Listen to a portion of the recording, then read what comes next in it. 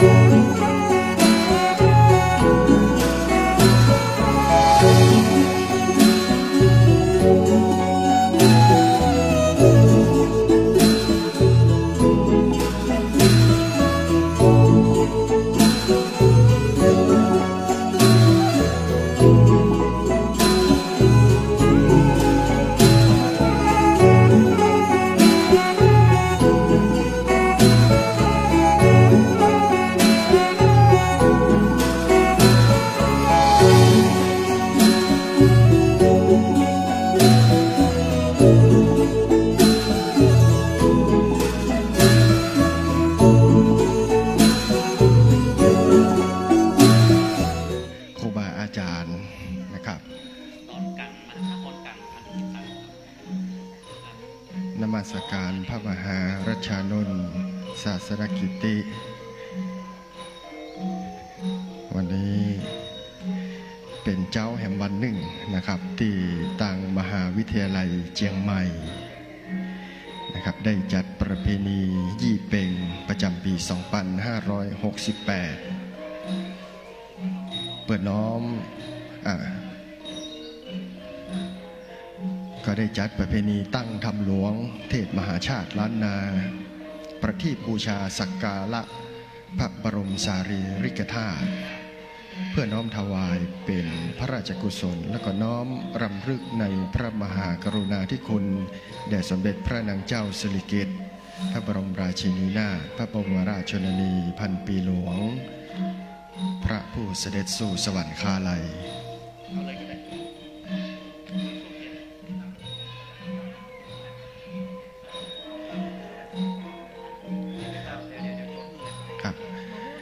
ในโอกาสนี้ก็ถึงเวลาอันสมควรนะครับที่หมู่เฮาท่านทั้งหลายนะครับที่อยู่ณที่ศาลาธรรมมหาวิทยาลัยเจียงใหม่แห่งนี้แล้วก็ที่ฟังไลฟ์สดผ่านทาง Facebook Page ของสำนักส่งเสริมศิลปวัฒนธรรมและล้านนาสร้างสรรค์มหาวิทยาลัยเจียงใหม่จะได้ประกอบพิธีตั้งธรรมหลวงเทศมหาชาติต่อเนื่องจากตะวานะครับซึ่งตะวาก็ในค่ำคืนที่ผ่านมานะครับเราก็ได้มีการเทศถึงกันที่7ไปแล้วนะครับเจ้านี้เราจะมาต่อกันที่กันที่8กันกุมารนะครับ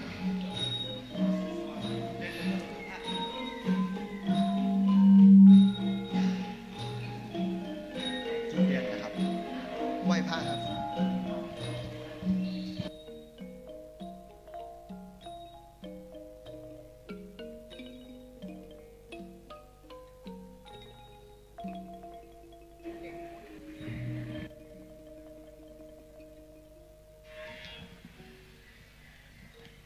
ครับ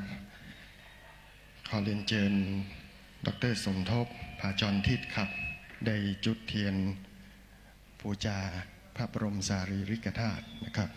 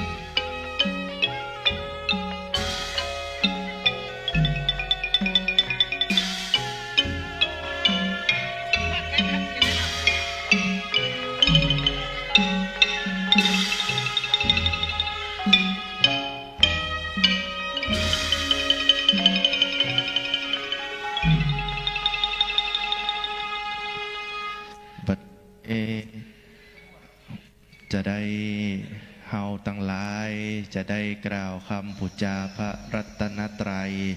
และสมาทานเบญจศีลเป็นลำดับต่อไปณบัดนี้องค์แสดงพระธรรมเทศนาก็ประจำยังธรรมเทศแล้ว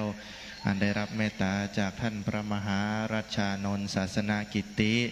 ปรริยนธรรมเก้าประโยคนาคหลวงวัดพระธาตุสีจอมตองวรวิหารบัดนี้ก็ได้เวลาอันสมควรที่เฮากู้คนกู้ท่านจะได้ร่วมกันสวดมนต์ไหว้พระและรับศีลเป็นลำดับต่อไปกราบเรียนเชิญกู้คนกู้ท่านได้ร่วมกันกล่าวคำบูชาพระรัตนตรัยโดยพร้อมเพียงกันครับเอเมนาสักการเนะพุทธังอภิปูชยามาเอเมนาสักการเนะธัมมังอภิปูชยามาเอเมนาสักการเนะสังฆังอภิปูชยามาอะระหังสัมมาสัมพุทโธภะคะวาพุทธังภะคะวันตังอภิวาเทมิ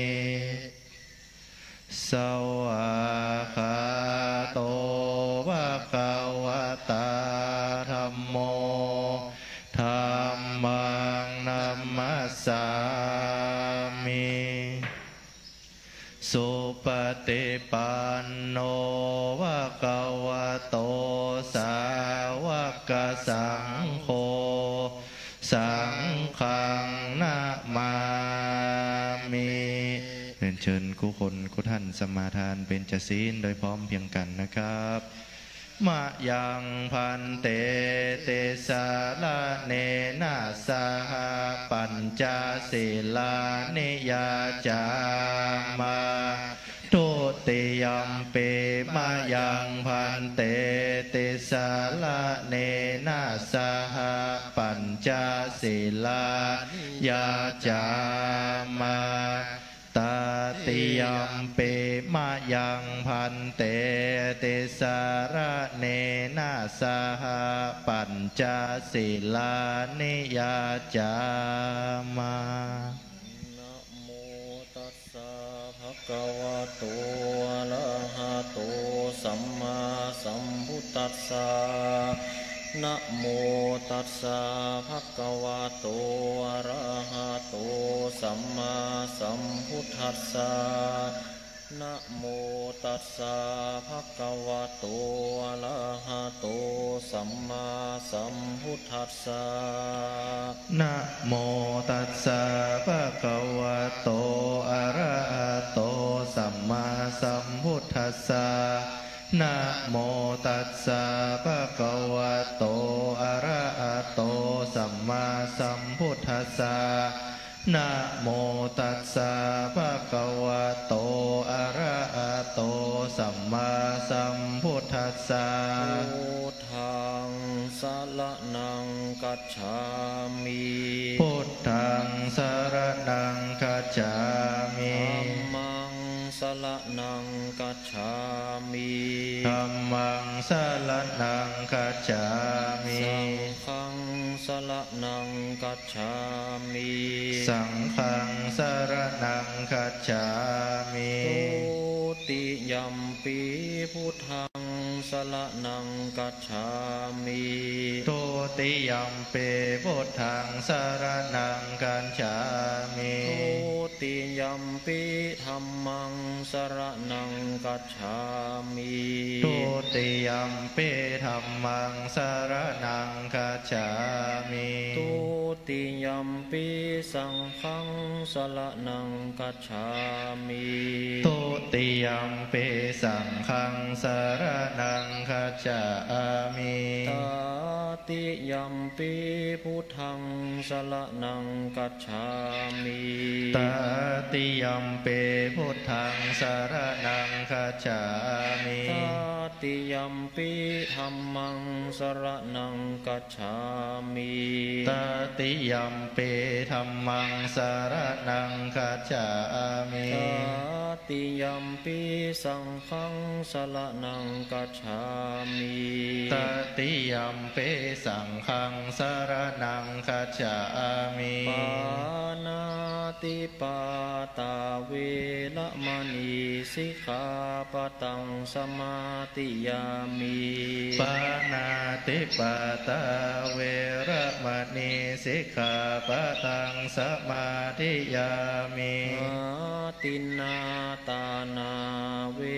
ระมณีสิกขาปะตังสมาติยามิอะตินาตานาเวระมณีสิกขาปะทังสมาธิยามิกาเมสุมิจฉาจาราเวระมณีสิกขาปะตังสมาธิยามิกาเมสุมิจฉาจาราเวระมณีสิกขาปะทังสมาธิยามิโมสาวาตาเว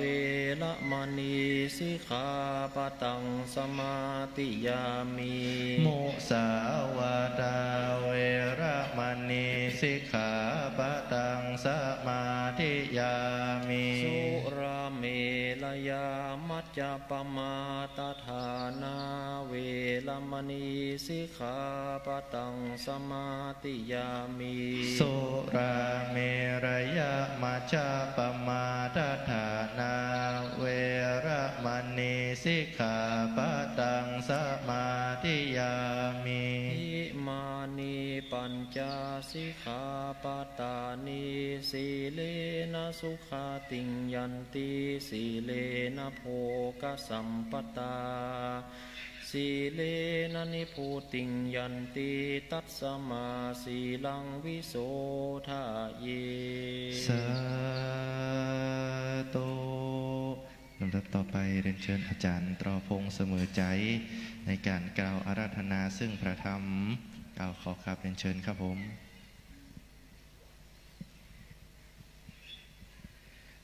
แม้วันนางนาทีตังกิยามาดนี้ก็มารอดแล้วยังกันพงแผ่วกูมาระบานบางมือพระธรงธรรมนอพระเจ้าบุญบ่อสาวเวทสันดรเอาสองผู้ทอนลูกน้อยยกเป็นพรามยกปั่นพรามถอยพาลาปุนอินดูกันหาและจาลีอันผู้พามที่ไปบ่ขาดเนื้อตัวเป็นมาดเป็นหอยตั้งดงดอยเตียวยากล้ำผู้พามสามปะเลิศเต้าดินดะดินเดานอนหงายสองสมใสน้องปีปากันเล่นลี่ก็บ่พ้นมือปามเท้าสองเจ้าตุกไม่บ่น้อยกะถามี101กะถาบอกไว้ขอนิมนต์ลูกศิษย์พระที่ไว้ตนผ่านแผ่วขึ้นธรรมาสแล้วเทศนาธรรมขอลูกศิษย์พระองค์คำตนเป็นปิ่นเก่าอย่าได้ละกาบกาและกาป่ายย้อนศรัทธาตั้งหลายทุกตัวนาย่อมือท่าอยู่ดาฟังคูมาละบานกันพระเสดระบำใดว่าดีเลิศขอกับเจ้าที่ไว้สัก2 3 4 5บางอิดไหนก็ย่างแล้วตั้งนะโมไปและนาอนุกรรมปิมังปะชังอาราตนังกะโลมาขอโอกาสคณะครูบาอาจารย์และคณะนิสิตมหาวิทยาลัยเชียงใหม่ได้ตั้งในวันเดือนยี่เป็ง ประจำปีพุทธศักราช 2568 นี้ได้จัดการตั้งธรรมหลวงและสักการะพระบรมสารีริกธาตุขึ้นจนตั้งแต่ตะวามาถึงวันนี้ก็ถึงกันที่8ซึ่งได้นิมนต์ตนตัวตมภาพมาเทศนาเนื้อธรรมมหาจารย์เวสสันดรชาดกก็ขอเจริญพรคณะครูบาอาจารย์และนิสิตและคณะศรัทธาผู้รับชมทางไลฟ์สดของมหาวิทยาลัยเนื้อความของมหาจารย์เวสสันดรชาดกกันที่8นี้คร่าวๆก็คือว่าหลังจากที่พระมหาเวสสันดรได้ออกจากเมืองและเดินทางเข้าป่าบอกว่าจะเป็นป่าเล็กป่าน้อยจุลปนมหาปนแล้วก็ได้มาอยู่อาสลมบทณเขาวงกฏเป็นดาบทถึง4 ตนก็คือพ่อแม่และลูกทั้งสองกันนี้เป็นการที่พระมหาเวสสันดรชาดกจะได้สลัดทำปุตตะกะทานก็คือการให้ลูกเป็นตาลบ่วงนั้นจะถึงที่สุดแห่งสงสารได้พระมหาเวสสันดรก็ได้ทำการสละห่วง2 ประการแล้วก็คือห่วงที่1ทุกสิ่งทุกอย่างบอกว่าจะเป็นทรัพย์ราชสมบัติที่อยู่ในเรื่องตาลกันประการที่2ก็คืออยู่ในกันนี้ก็คือกันกุมารก็คือห่วงที่2ก็คือห่วงอันผูกรัดให้พ้นจากความทุกข์ในสงสารก็คือห่วงคือความรักลูกนั่นเองอันนี้พระมหาเวสสันดรก็ได้ทำซึ่งอยู่ในอาสลมก็คิดว่าถ้ามีพราหมณ์คนใดมาขออะหยังเฮาก็จะให้สิ่งนั้นเป็นทานก็มีพราหมณ์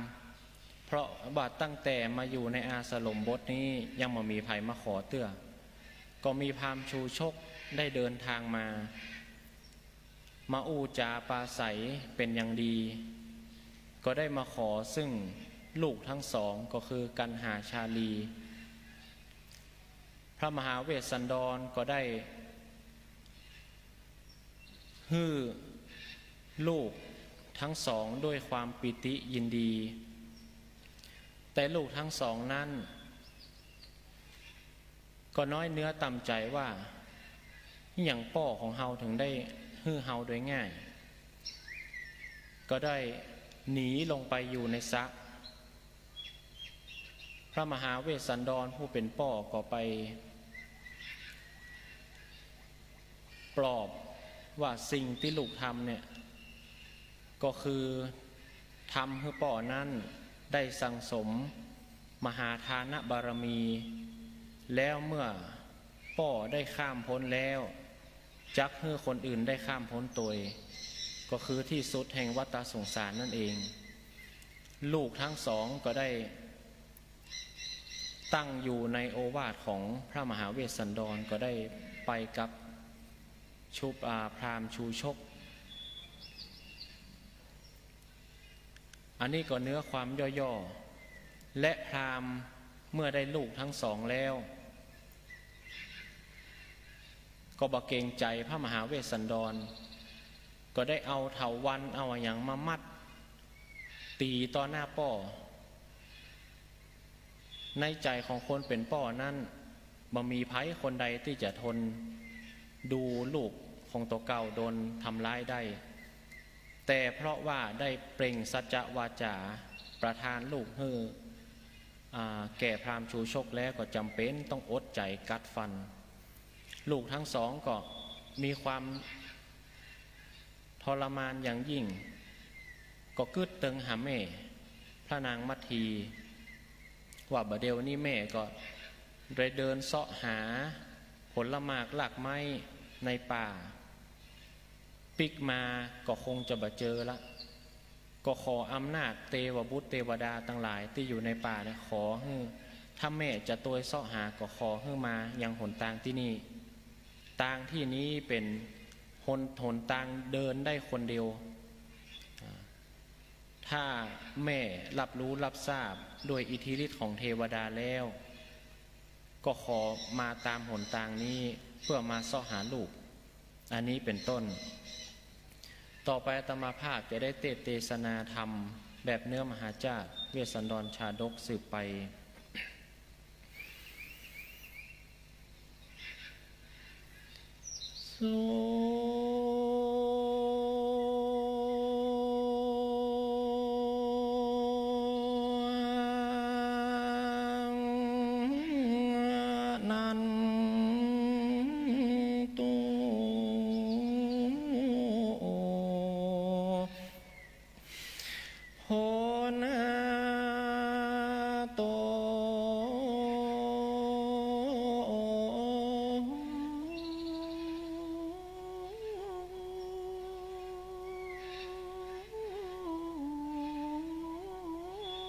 ฟังละ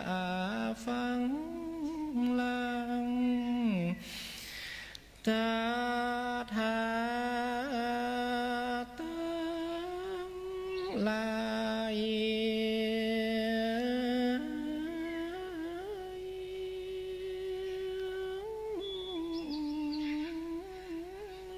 ตัง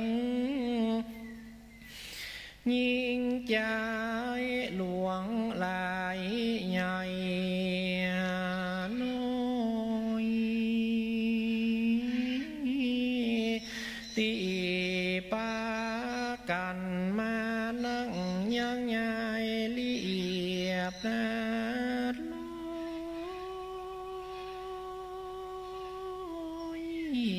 กูน้อยใหญ่ยิ่งใจฟังอาตมาจะใครว่าทีเล็บบาทีถ้อยตั้งแต่น้อยแต่นัดน้อยยังเหลืองทามมันในวาระกถา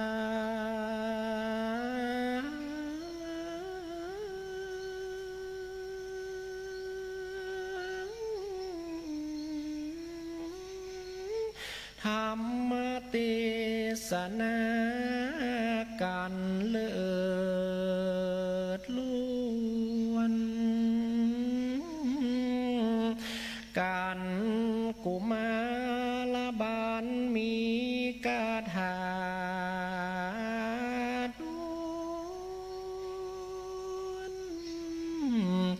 ว่าได้ลอย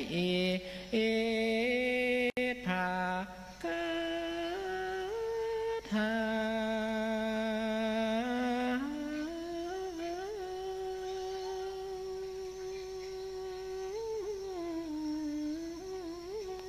ปังเมื่อมหาเวสสันตาลาได้ปงลูกน้อยคือว่าจะลีกันหาตัวน้อยน้อย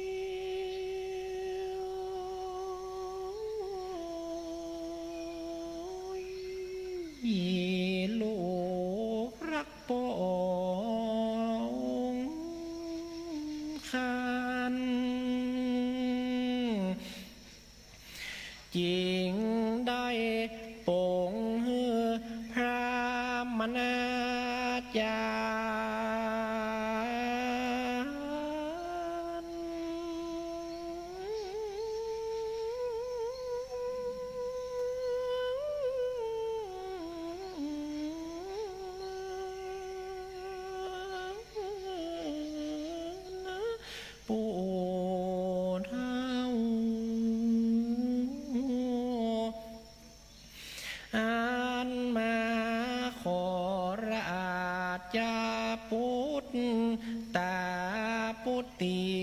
นั้นนาลา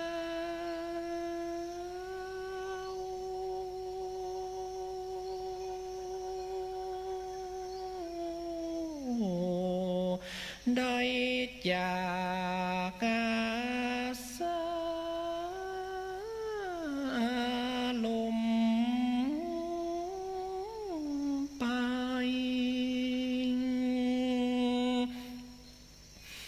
พระ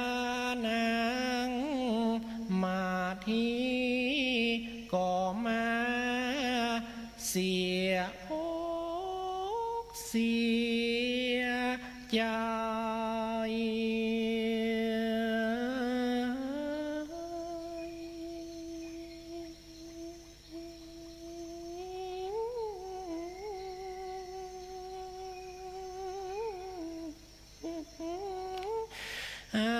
วอนใหญ่หาลูกเต้า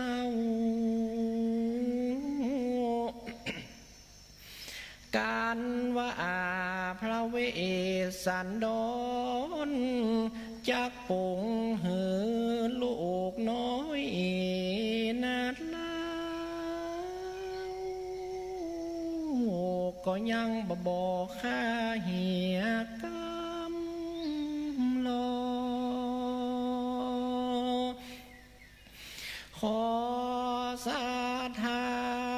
จงสุนันตุจงอดใจ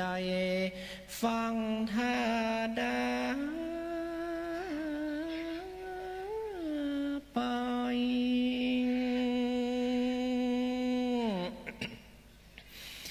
ดังอาตมาจากได้เทศนาขาย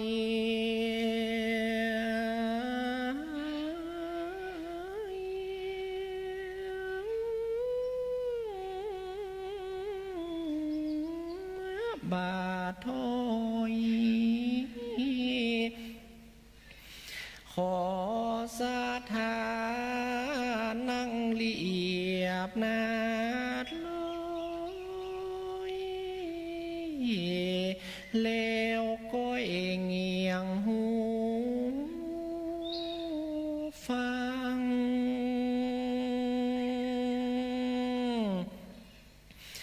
มาเตอะเนอมาฟัง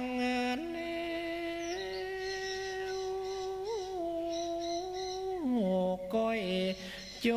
ดก้อยจำ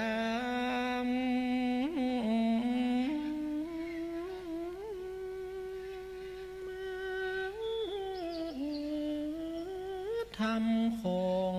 พระพุทธเจ้าจะเกิดสติปัญญาปาลมีงานนิสงนาดแล้วเฮือจะเลิศหนอตังดี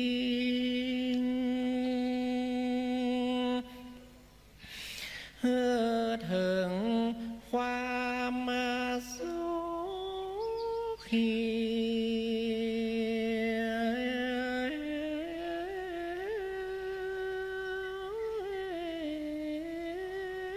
ใส่บ่อเศร้าในลดพระธรรมนั้นนาดแล้วถ้าลาบถึงเมืองฟ้าเกี่ยวยอดมาหาเน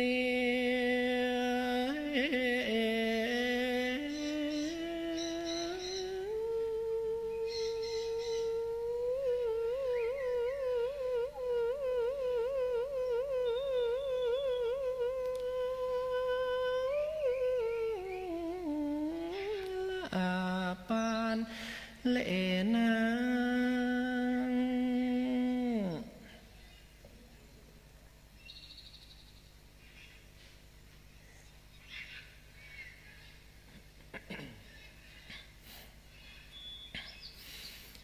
นะโมตัสสะภะคะวะโตอะระหะโตสัมมา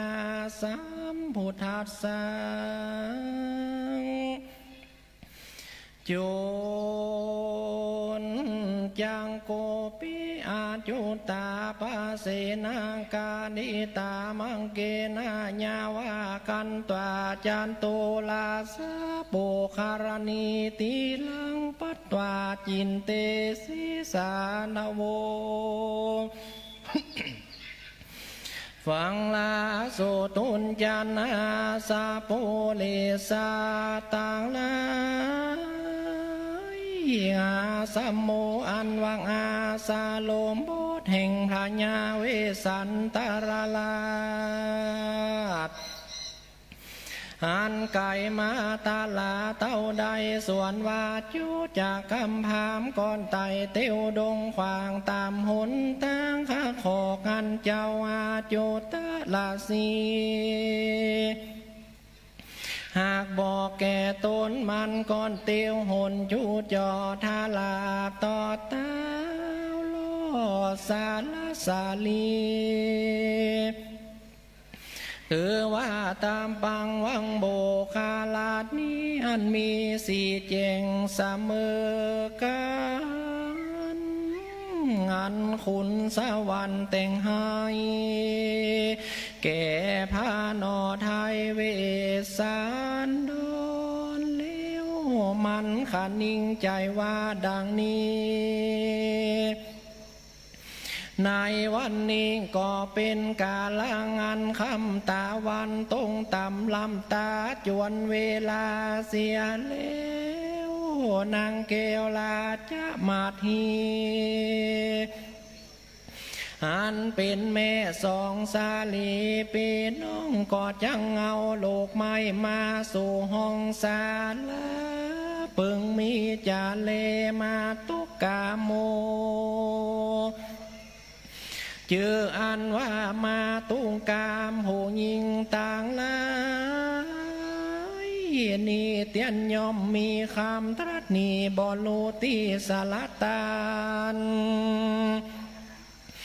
บันดาลเนื้อเสียจากลาภแห่งญาติโยกนี่พวกคนขอได้กวนกูยังอยู่ตีนี่ดัดเตนี่หือหายวอนกูจังยังนอนเสียคืนหนึ่งก่อนเล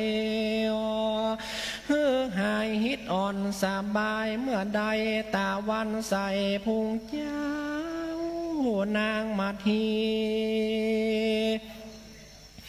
เข้ากว่าดงไผ่ก็เงียงเข้าไปสู่ติโยเจ้าพระญาเว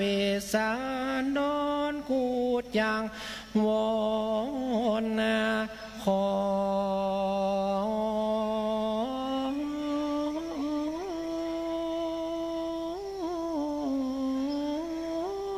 เอาลูกเกวกันได้แล้วก็จังรีบดานีแต่งานนางมันทีไปตันมารอดนำสองเจ้ายอดนี้ปานจะเลนาจูจากคำหามกันนิ่งเลวมันก็ขึ้นไปสู่เงำดอยก็อยู่พำเท่าปูดา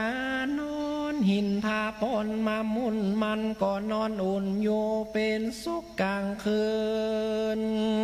ก็มีเล่นนาตังปันนารติญามาโยสกาเลมาดิสุปินนางในกลางคืนหันพรามจังไปโลดนางเกวยอดลาจะมาทีนอนในกูดีตั้งลูกน้อยยามเมื่อเด้อขาค่อยกลางคืนยอดบุญยืนฟันหลากนิมิตหากบุญกูเจนเลงโกปุเลโซ ฟันหันใจพูดหนึ่งดำเนื้อมันกำเหมือนมีนุ่งผ่านดีเรื่องลุงพื้นหนึ่งนุ่งไปในพื้นหนึ่งสามใบไปนอกทัดดอกไม้เด้งสองหูสาพลูดูเล็งห้องลายเสงข้ามีมือถือดาบเลื่อมเกณฑ์ตาเข้ามาสู่ศาลานางแก้วมากำลาบนางมาทีเลี้ยวมายับเขาเกศีหมดกล่าวจากนางน้องเนาเต้านอนง่ายฝันวันใจผู้นี้จากควักเงาตานายตั้งสองแห่งนางเต้าเมตาเอาแต่สองแขนนางงามนี้กว่ามันมาผ่าหัวอกมันป้องจกเอาหัวใจนางตนพระเสดนางร้องให้เกิดติงาตามันถือเงาวัดทั้งหลายฝูงนั้นยามเมื่อเลือดนางแก้วหยาดไหลตุกมันก็ยกเอาแขนนางงามติวกว่าเข้าป่าไม้ไปปันหวานนั่นแหละนาซาปามบูชีตวานางลาจามันหีฟันไปแล้วนางแก้วตื่นกราจางฟ้า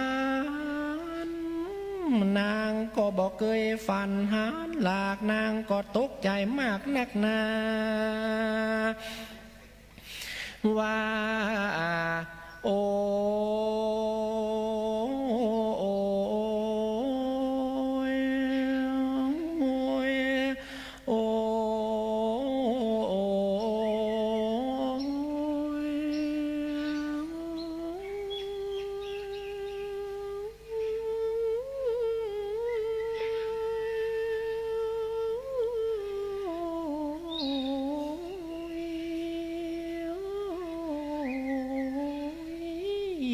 กำฟัน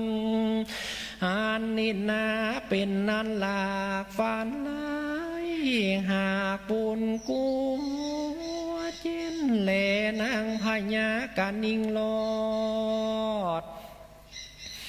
ถึงเต้ายอดโปนทันว่านิมิตกำฝันนั้นนีนาภัยจักมาเก่งโลทีนาเตแก่กูนิจานางลาจมาทีก้อมพลันดังกูมากันนิ่งลอดภัยจักเสมอดังเจ้ายอดพระเวสสันดรกูนี้บ่มีเลวนางยอดแก้วก็ลุกจากตีนนอนตนก็ห่มพางเฮือลูกตั้งสองคนไว้เลี้ยวนางแก้วก้อยจันจรเข้าไปสู่พระเวสสันดรว่าเวียงงามสังเตียงกลางคืนนางก้มไปยืนตีต่อยก้อยเป็นตูปานตูสาลาเพื่อหือสัญญาหือเต้าตื่นเพื่อใครรู้แจ้งจื่นกำฟ้านั้นแหละนางมังหาสันโตเมื่อนานพระมังหาสันเจ้าก็นั่งอยู่เฝ้าภาวนาได้ยินเสียงนางผาดญาติต่อยประตูศาลาดังกะโกงกากากเต้ายินหลากนักนากาสันทาราเจ้าจริงเจ้าจริงพิจารณาดูงังอาการเสียงต่อยตนเจ้าก้อยการนิ่งในใจตนกันว่าเปรตล่างก็ว่าต่อยปลายบน กันว่าเป็นคนก็ลังต่อยตั้มกลางกันว่าศาสตริสารลังต่อยไปตำต้อยเจ้าก็พร่ำมาดรู้ว่าเป็นเสียงคนนอพระตบสาปนเลือดเลวตนแก้วปิจารณาจริงกำมีพุทธาเจงเจตฮือรู้เหตุกาลีญาว่าภัยมาต่อยปานตูสาลากูนี่เล่า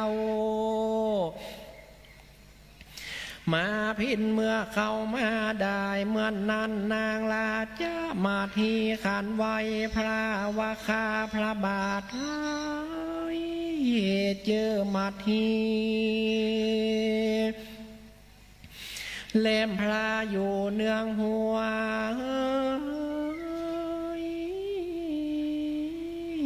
นั่นแหละมังหาสัตโตเมื่อนั้นพระมังหาสันเจ้าก็จมไตรเพศเจ้าก็ถึงเอายังเหตุกรรมฟันเจ้าก็ตันรู้โลดโดยพระญาหยอดเมธีว่าตานาปาลมีว่าลอยจังสมเล่นเทบัวลำวันเลวแต่ไปพิมพ์มาปานจานี่เลวันพวกนี้ญาติโยกูนึงจังเข้ามาขอเอาลูกแก้วตังสองเปิงมีจะเลงกันเต้าแขวดก้นไม้ลูดเลวตนแก้วจริงคันนี้งานในใจกวนกูเล่าโลมนางลาจะมาทีขึ้นเมื่อดีแล้วสู่ลงแก้วตั้งสองก่อนเตือแล้วพระมังอาสัจเจ้าก็เล่าโลมนางว่าดูราราจะมาที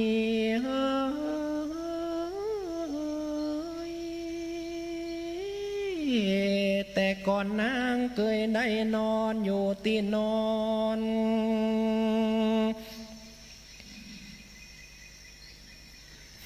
อันเป็นราชจังอาจนันเจือด้วยราชด้วยศาสตร์นอนแลมพากาเจ้าอันนอนทวันนา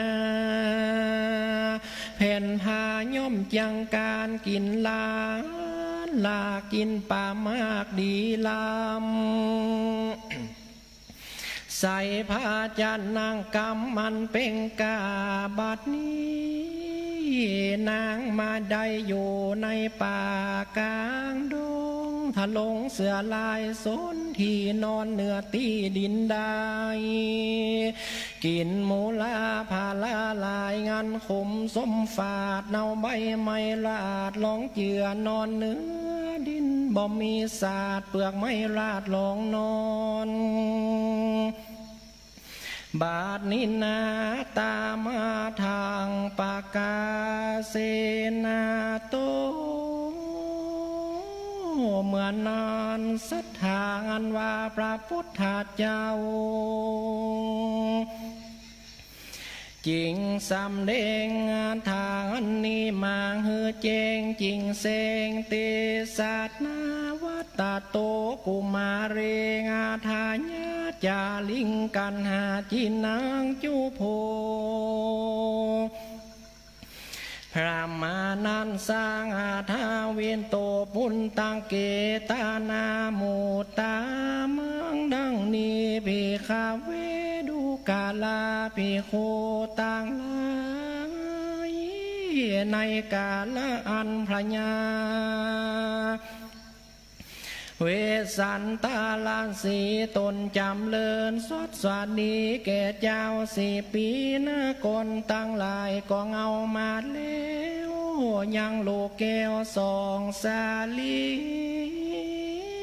ก็มีใจยินดีก่อนลายหลังทางน้ำตก เหนือมือพามเลี้ยวกอมปราสาทเฮือโลกแก้วเป็นตานนั่นว่าเสียงบันดาลเก่าขึ้นเสียงคนตื่นปูนเลี้ยวนั่งหัวทงสานันแผ่นดินลั่นไปมาตานตาสียังในคณะยามนานพระญาตนงำเงจำเลือนแก่เจ้า4 ปีเจ้าก่อยองานจุลีกาบไว้ก่อฮือส่งแก่นไทยราชากุมารเป็นโนตามตานันยิงเจ้าจอมมิ่งยินดียังกาจาลีกันหาตังกูอันเคยโยโสโคมานถวายเป็นตาบ่เปกตาก็เลกเอาเปื้อมพระญาสาปานโยเลนาในเมื่อพรามละลูกลักกูยังหนุ่มน้อยกูก็ลักขาคอยเต้าหัวใจเต้าว่าพระญาสัพปัญญูอ่านได้งั้นมาเสดกูลักลำเลิศกว่า2 ขาดังจากสังกายาลังเล่ารักลอยเต้าปานตีลักปันทีถึงหมื่นรักกว่าหมื่นถึงแสนเหตุนั้นเราจริงจุงแขนลูกเต้ามาตานแก่เท่าปานพันใครเหตุใครได้พญาสัพปัญญูตัญญาเลวพระมังหาสันเจ้ากันว่าฮือตาเล้วยังโลกแก้วตั้ง2เจ้าก็บังเกิดความยินดีว่าสุนดินนางวัตตเมตานางโอ้ยนอ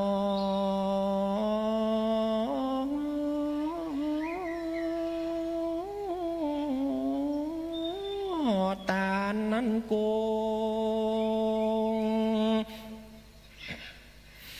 หากคืนนี้เป็นตาลงานดีนักเลว่างานเลวเจ้าก็เล็งดูนาโลแก้วตั้ง2 วันนั้นแหลนนาส่วนจุดจากคำพามพูนเท่าเธอไม่เต้าเปิดถุงปาตีจาลีกันหาน้ำกว่าร้องดาเจ้าจำพรานเท่างานหัวสันไม่เต้าควันจอมลางเหือใครปังอาบเนื้อกำปันเงือสายนี้มันมาตี2 นอลาตีต่อหน้าป่อพาญาหาคำคุณนาบ่ได้เป็นดังขาดใจป่อมันปันหันเลเตสังพรามตีเจ็บบอดใจ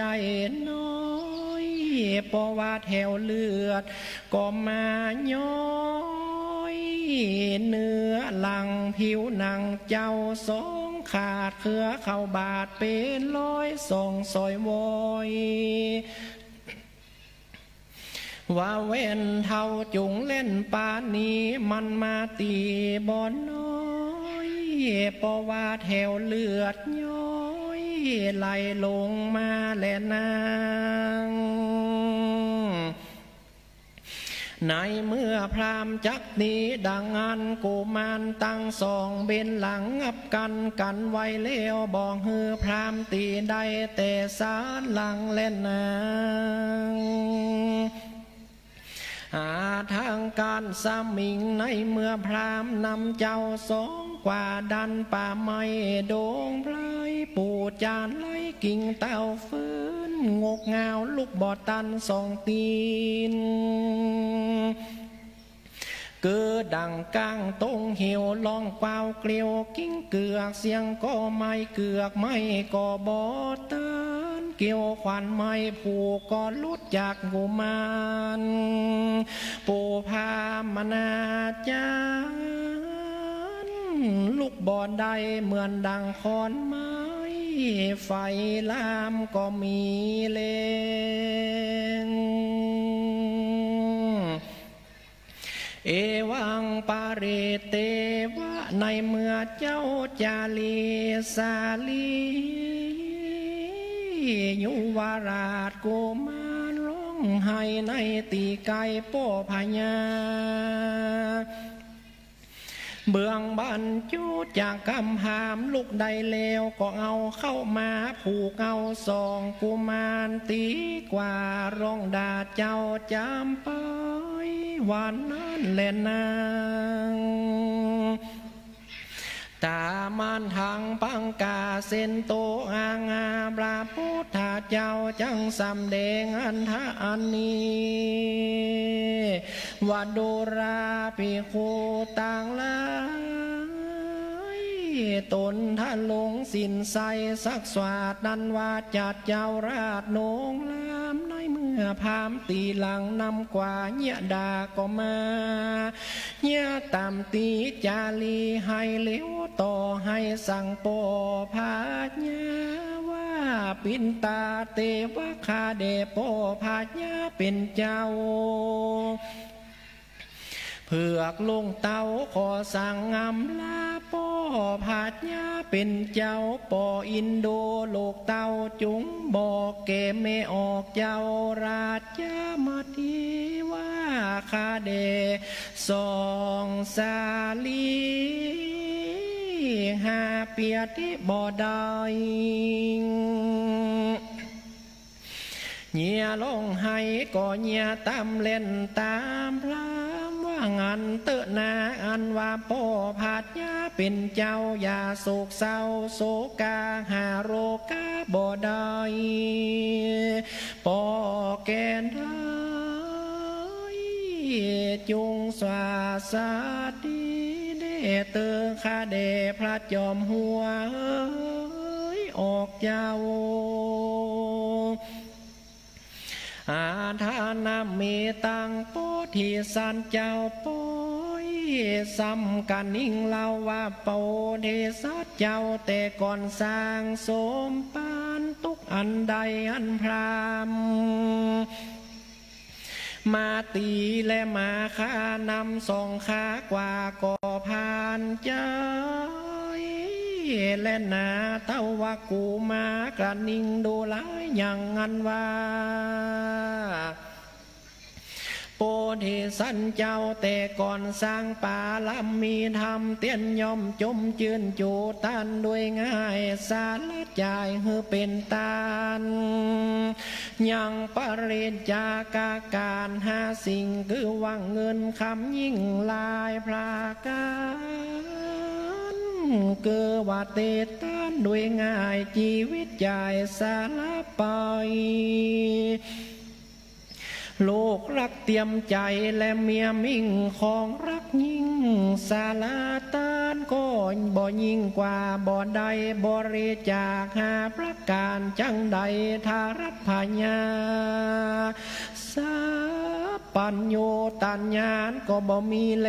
หากเป็นป่าเวณีมาแต่ก่อนบ่หอนตอดหวังเสียกันโกบ่ได้หือตานเมียและลูกน้อยอาจน้อยบ่ลังว่าจังใดทารัดยอดซอยสาปานอยู่แลนางเอหิกันเฮมาเรนสามีดูกาลานางกันหาน้องรักยิ่งเดียวปีเฮเจ้าจงเล่มเปธาราตั้งสองปยาปโยจานาโดยชีวิตนั้นเป็นคนโดยตันเตราจากตายลางเลวดูรานังกันหาน้องรักยิ่งเดียวแก่ปีนาจัดไม่ตั้งลาย เกิดว่าไม่จมโปง่ายละเรือเลยังพลายแผ่แก้มกันใบออกทันทวนทีกันกอมกุ้ยไปมาส่วนวานจูจากกำหามก้มไปถึงตีบ่ราบบ่เปียงเท่าเลี้ยงตีนบ่มันดันไม่เต้าบ่ตันเท่าก่อพันผาดเต้าสองตีวันนั้นแหละนางโจนจังโกปีส่วนวานโจจังกะพรามพูนเทาแบกไม้เต้าแหล่ปาทงกงลังจอมเลยไล่มาสู่ติงไก่สองสาลีมายับยีโผกใดเป็นดังไฟมั่งกับหลวงปันปวงแขนลูกเต้าลองเงินกาวปูนกูว่าสองเผือกคา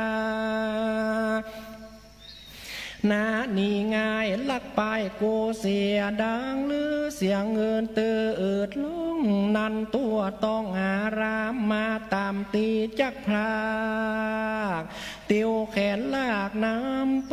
วันนั้นเล่นนากำปาสาโทกาลาวานจังโกจินตารามมาเสวนาตะโหวิยะดังนี้เป็นตนเลพระพุทธเจ้าอย่างสำเดงงานนั้นมาเฮือเจงพระจริงแสงเตศาสนาว่าตันตังกันหาจีนาโมจะอายังมังตาตาพระมันโนราธิญาปันติโกเตติดังนี้ภิกขเวดุราภิกขุตังหลายอันว่านางน้อยนาดกันหาเลี้ยวหลังจาตนป้อตั้งนาต่อตนคำว่าพระทะลงธรรมเฮ้ยยอดฟ้าพรามตีเพื่อคากว่าไก่ตาเลนาโป้งเฮยมันเอาเครือเข่ามาฟาดตีหลังเพื่อคาขาดเป็นร้อยเป็นดังคายิงใจป้อมันเสือไว้เกิดเก่าใจแต่กลางเลื่อนมันนานแลนานาจายังพรามมโน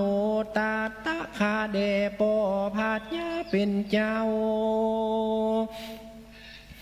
พามตั้งหลายแต่ก่อนเตียนย่อมมีใจอ่อนกุนนะพรามผู้นี้นาลอยเป็นว่าผีเสือเงาเป็ดเป็นเจื้อเป็นพรามยับเอาใดเพื่อข้ากว่ากันลับนาปอหากินจะเล่นาเผือกนี้เป็นโลงสายใจที่ลาดในเมื่อพีวิสาดไล่หากนำไปดังงานป้อพญาดังไกวตาพอต่อลูกน้อยให้ป้อบอกกุณนานี่จาในเมื่อนางกันหาร้องไห้เก็บป่าไม้หิมาป้าเนินเสียงปอพญาเตียวมักกาป่าไม้ร้องให้สันละสายยามนั้นพระมังอาสัจเจ้าใครพายตาพอตั้งหน้าต่อโดยพาลาวาสีเนงานลักลูกซ้ำมาถูกหัวใจตันเลงอาสุนีอันว่าน้ำตาแห่งพระมังอาสัจเจ้าอันลักลูกเต้าสองคนก็มาเส้นกลางวันหูใหม่ร้องไห้ปั่นวนตายน้ำตาพายเป็นน้าถ้อยเป็นเลือดย้อยสองพายหยาดยังยายตกเต้าออกแต่เบาตามังอิเมโนปาตุกาตุขาดู ราจาลีกันหาตีเหยียบลาตังโกวอนว้าวปานไฟหนทางไกลไปยากน้องลำบากหิวเล้งเตียวดินแข่งแก้มเล่พลักน้ำเมจอมเมืองตาวันเหลืองลำหอยกล้ากล้ากล้อยบ่ายลงเลงพร่ำใจแข่งจำกว่าพำเท่าดาจำไปและนางลาตั้งสองหาตีเปิงบ่อใดมาลาตั้งสองจักขับไว้โดยป่าไม้พงพานาโดยหัวราตั้งโกราจังไว้หมู่เตวาตาแต่จอมพาและปากคำแต่แม่น้ำตกไปจักไว้เตวาดาต่างหลายมวลหมู่อันนั่งอยู่ห้องวิมานในดงดานตีไกอันอยู่ไกลต้นไม้แหล่หญ้าย้ำมันอยู่ในเครือคำปากกว้างในตาตั้งหิมมาปานขอเทวดาเงาข่าวสารไปบอกแกงออกเต้าแม่มาดีว่าเผื่อข้ายังอยู่ดีเนอแม่เนออาโหวันตาจานตินีโอยานอมาที่ต้นขอดเก่าเป็นจานดาแม่ก็เต้ามัวเมาเสวงหาลูกใหม่หวังเอามาเลี้ยงลูกแก้วแก่นท้อยดังจูวันแม่ก็เตียงว่าจักเอาลูกไม้หัวมันมาเสียเปล่าลูกไม้แม่เน่ามองได้จะเล่นน้ำแม่มาทีปล่อยไปป่าบ่มาหันลูกเต้าก็เข้าไปสู่ศาลาอันเป่าลูกไม้เน่าภายป้อยจักมากินจางดูราเจ้ามาทีเฮ้ยแม่หากเลี้ยงลูกเต้าเสียเลี้ยงว่างานเลวลอยว่าแม่ลาหาลูกไม่มาลวดลืมมาย่าเล่นนาแม่พาย่าเป็นเจ้าก็บ่รู้ว่าพรามผูกลูกเต้าจงนี้มันมาบุกตีลาวีผู้เป็นลูกผูกแล้วนำไปจะใจแก่ป่าไม้ดงนาแม่พระยาก็บ่รู้ได้เต้าคงควายหาลูกไม้วางใดจุวันยามสูนาจำป่าตาบัดนี้ตีนเพื่อคาปองตั้งกู้จำเลือดอยู่ปลายในพรามจางไหลจุงกว่าเข้าไปป่าไม่ไปปัญจเล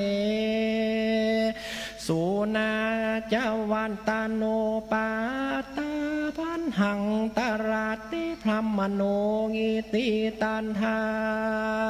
เวลาปิงสุกุมารามาโตเกติโนติพิงขเวดูราภิโคต่างหลายนิยายนิ่งจักเล่าถึงสองกุมารลูกเต้างานพรำเท่าผูกป่าไปตีลังใสจำกว่าตีต่อหน้าลาจาปูนขนนากาสดดินฟ้าบดมาเมฆบโลกีลอยกัดนีกัดสัจจันกำโดยจอมควันปีน้องงานพรำผูกโดยบ่วงก้องเลี้ยวลัดเครือเขามัดสองศอกเท่าหัวงอกไปนำยับมือใส่จำเล่นสองเจ้าบอกแก่นเดินเตี้ยวสองสลีเยเลียวหลังก็เยร้องไห้เยี่ยวว่าแม่ออกหน้าท้ายตามมากันหาให้งะให้รักแม่มองเถิงเติม ำขานิ่งตั้งกองหักเลี้ยวมือแก้วลูบนามาตาตีเงียบลาตั้งทรงตีสุกก็สุกเป็นนองตีปองก็ปองเป็นน้ำตีจำก็จำเป็นเลือดบ่ลูแห่งเหงื่อสักยามรำก็เล็ง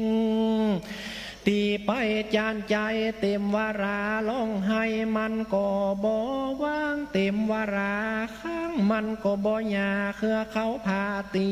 ไป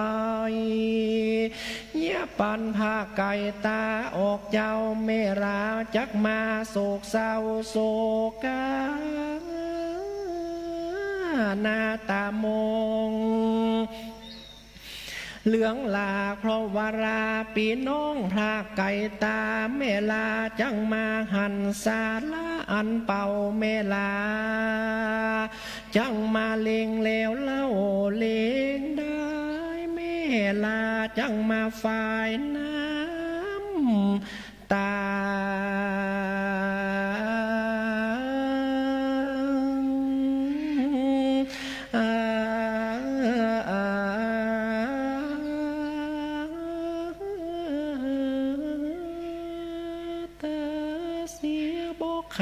เพราะว่าบ่ได้หันหน้านางนาดกันหาเลจา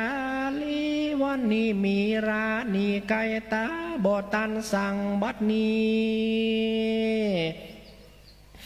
แม่ออกเจ้านั่งรู้ว่านางนอนสองพระผู้ดอนให้รักแม่ให้อ่อนนะเอไปมาลำลายหา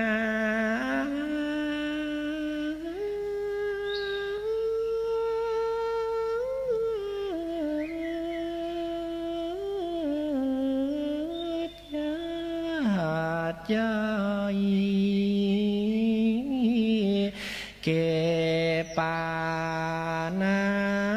ไม้หิมมาปาและนา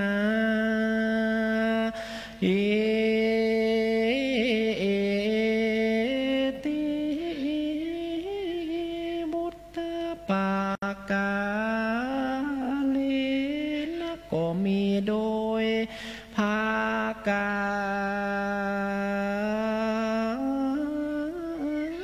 ดังกล่าวมานี้แหละนาง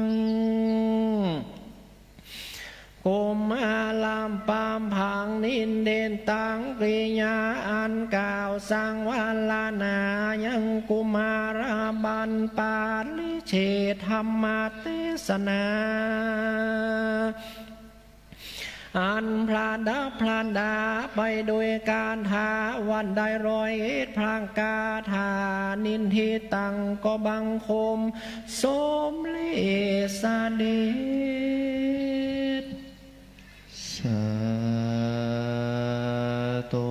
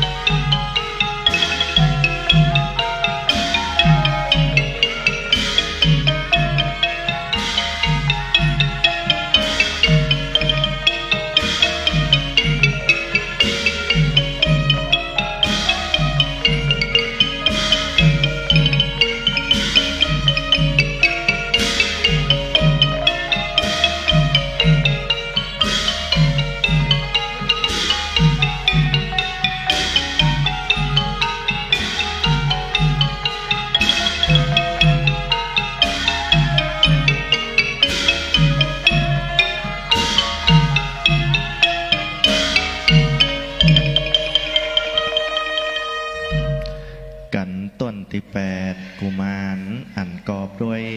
101พระคาถากับปริปุณังในองค์แสดงพระธรรมเทศนาท่านพระมหาราชานนท์ศาสนกิติเปลี่ยนธรรมเก้าประโยคนักหลวงวัดพระธาตุสีจอมตองวรวิหารบัดนี้จะได้เป็นการเข้าถวายซึ่งจตุปัจจัยปูจากันเต้ครับขอได้รับเกียรติเรียนเชิญครับรองศาสตราจารย์ดร.วิโรจน์อินทนนท์ครับเป็นตัวแทนของเฮาผู้คนผู้ท่านในการเข้าประเคนจตุปัจจัยกันเต้ครับขอกราบเรียนเชิญครับผม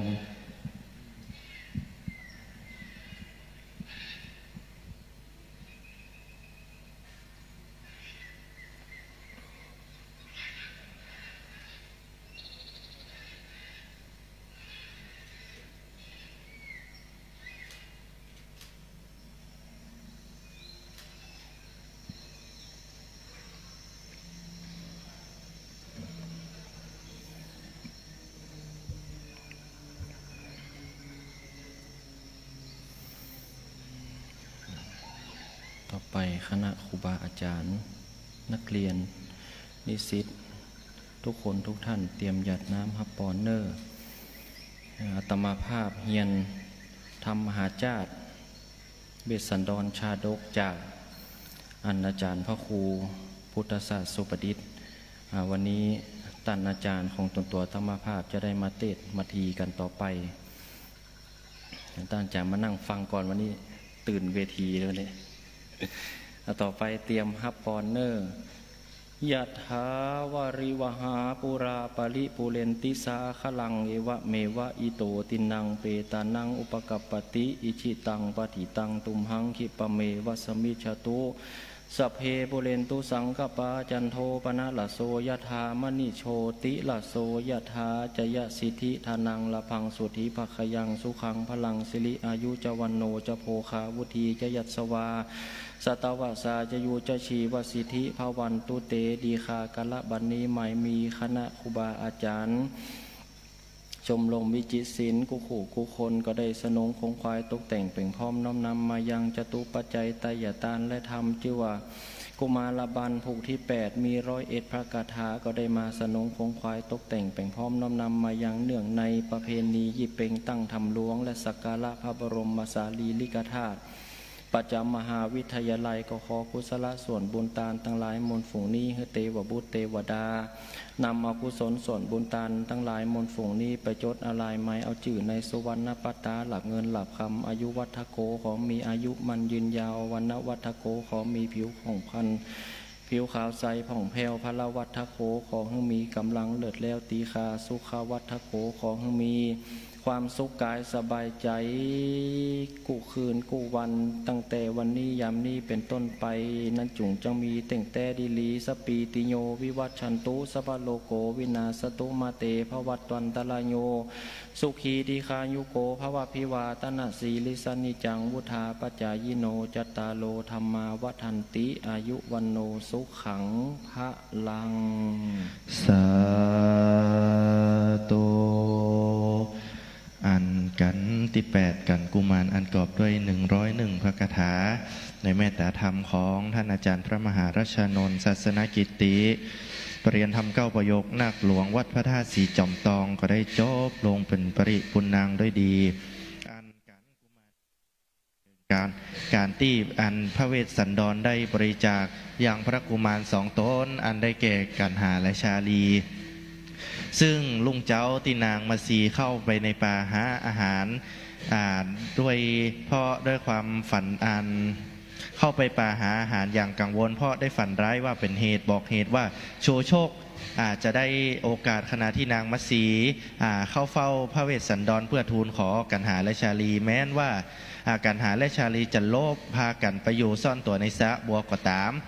แม้พระเวสสันดรก็ขอให้พระกุมารทั้งสองช่วยเหลือเพื่อให้การกระทำซึ่งต่างนับปรมีได้บรรลุผลพระเวสสันดรจึงได้มอบพระกุมารทั้งสองให้โชคได้สำเร็จครับ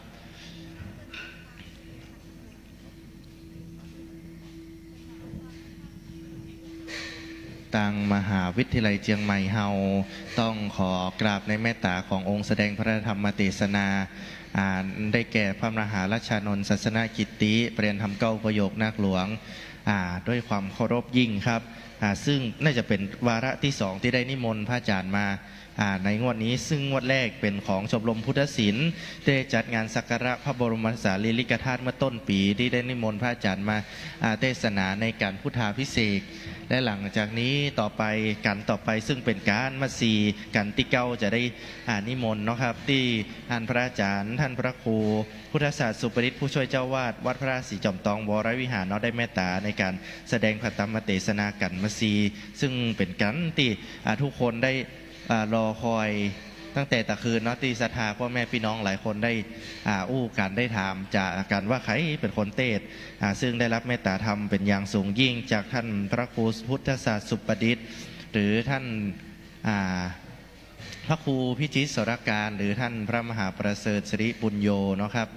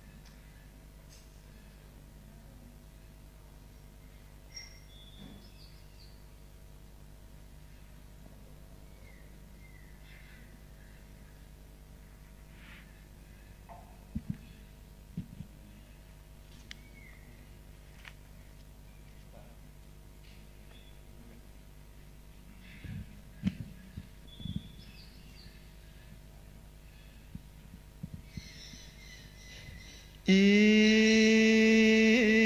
ติมาธิกันทวนเก้าจำเถิงนางนอนเอามารำวิงวอนยามเมื่อนางไปละดงดอนหาหัวมันและลูกไม้แก้วแก่นไทยแม่ไปตันมาพระลาจาจอมเจืองเงาใดลูกเต้าเป็นตาลก่อนที่นางนงคานบ่อยู่ห้องจะเดินเต้ต้องอรัญญา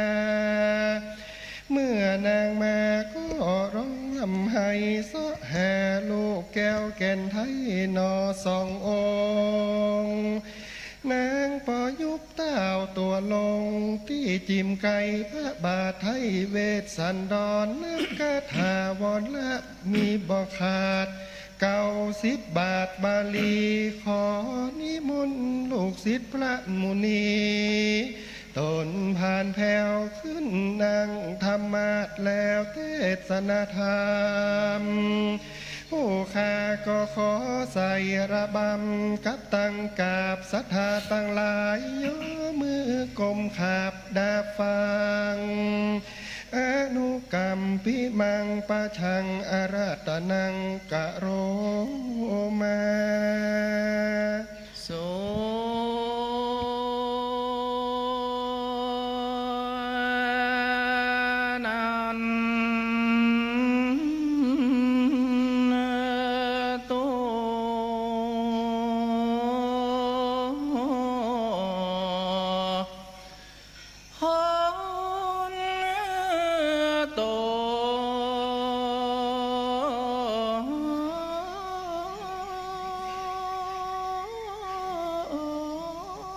ฟัง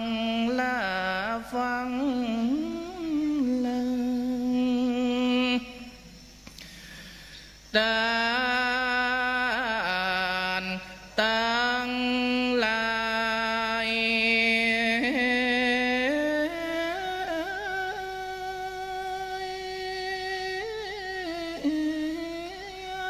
ตั้งยิ่งใจใหญ่น้อยก้อยแปลงใจ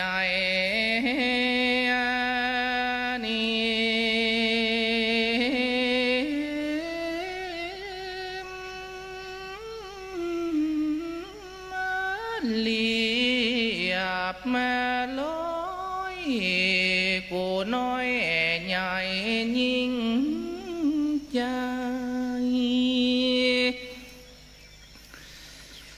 ศาสนาล่วงมาแล้ว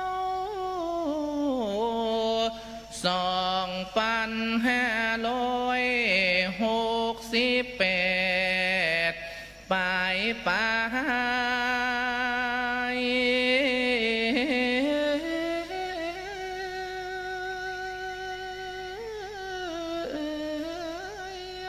บอกว่ายิ่งใจหลามแล้วแถวเท่า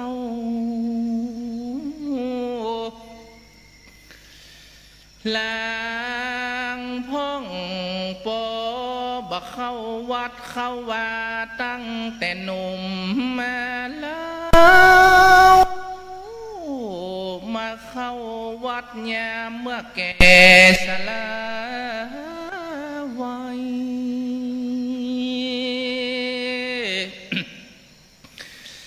อย่าได้พระมาศลาสาจาย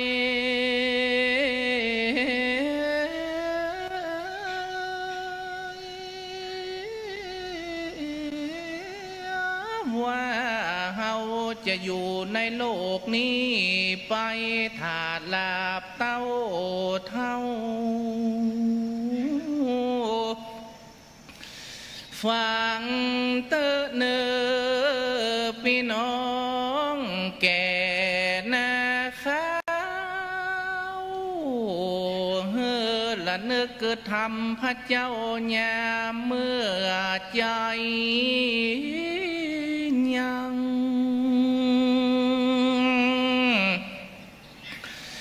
ลางพ่องเปิ้นจวนมาฟังธรรมสัมมาบิดหลังตำ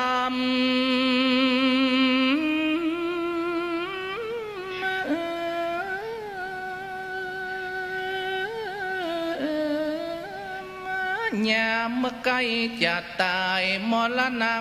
ขอฟังธรรมอยู่จ้อง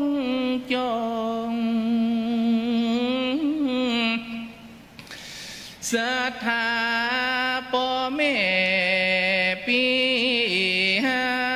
น้องอย่าเอาตัวอย่างที่บ่ดีไป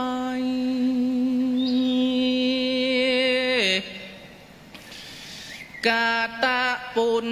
ญา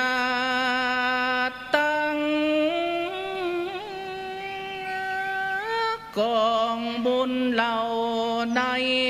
สร้าง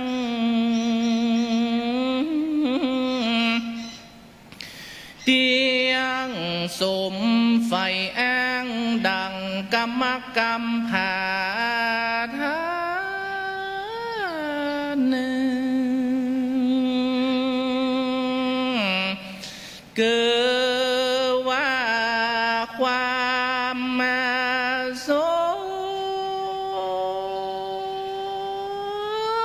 ในโลกนี้โลกหน้าคือเมืองคนเล่เมืองฟ้า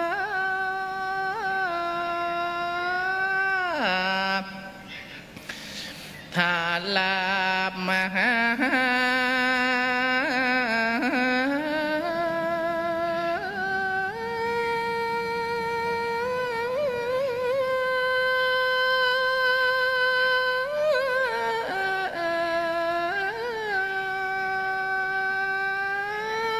เนลาปานเลดนึ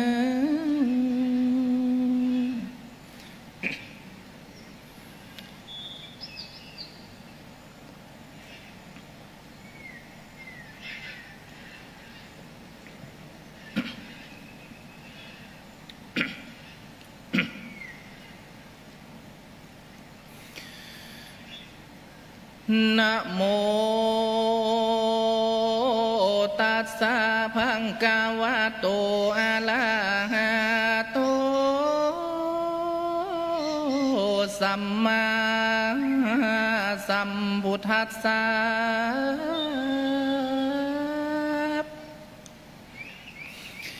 ยังปันนันตังลัญญามังหาปัทวิงวุนันเตตวาคัมมานาสปิญญาปุติสุตินเนสุยาวาพัมมันโลกาเอกังโกลาหลังจาตังอโหสิดับธรรมเตสัตแนมาถึงมาทีกันทวนเก่าอันพระพุทธเจ้าแหกทิสาแนมส่วนว่าพญาสัพพัญญูตัญญานันใดงันพระเสดนันโพธิสัตว์เจ้าตนลำเลิศหากพาดันแนงเอาและมีดังอันปิญญามปุติสุตินเนสุในเมื่อพญาเวสสันตลาตนผ่านเพวภาษาเนื้อลูกแก้วเป็นตาลเล็บมีดังอันมหาปัทวีอันว่าแผ่นพระสุธาอันนาสังขารยาวันใด240,000 โยชนากานันนาอุณหันเตตัวก็ความเขือกล้นไว้วันคนไปมาเอกังโกลาหลังเป็นโกลาหุ่นงานหนึ่งงานเดียวยาวามพัมมโลกาทลาบต่อตา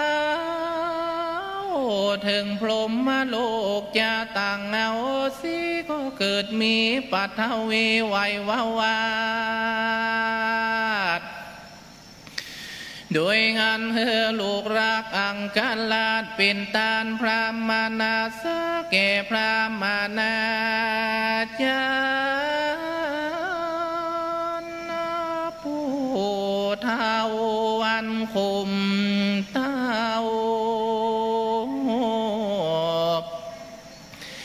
ข้าวแม่ขอ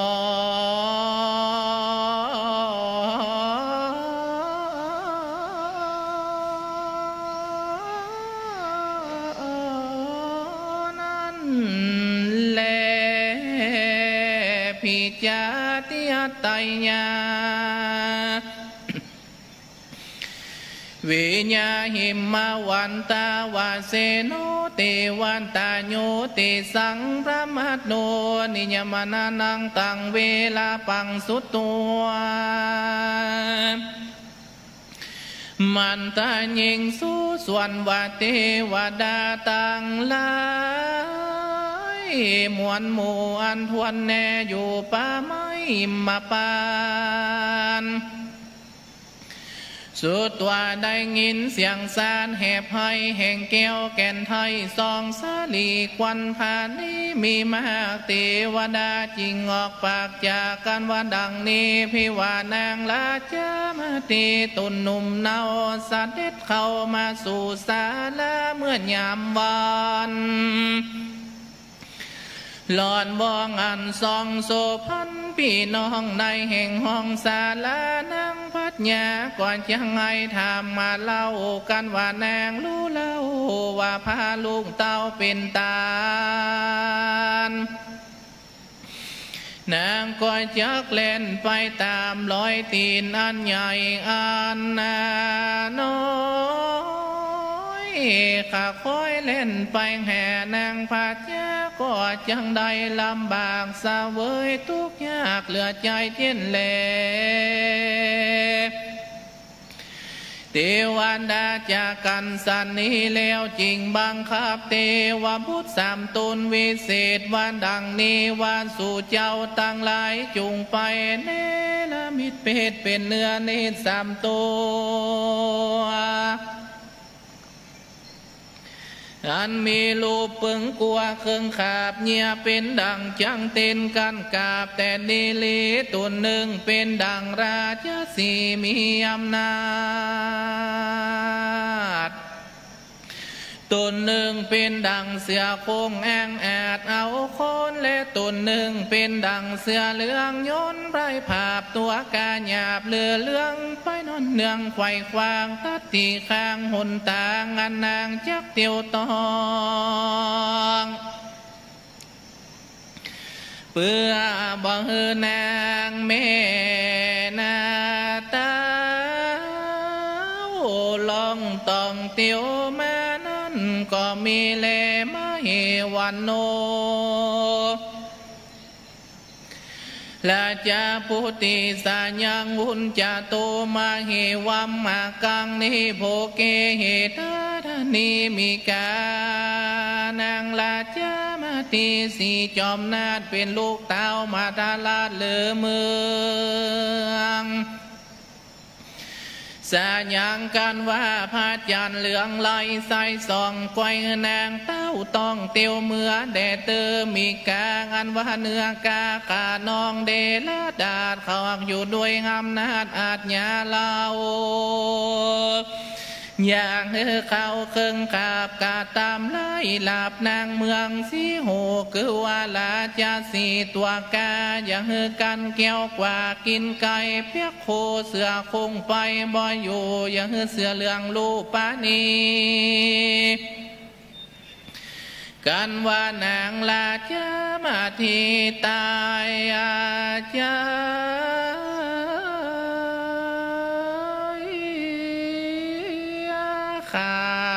จาลีลาดก็เตียงจักตายต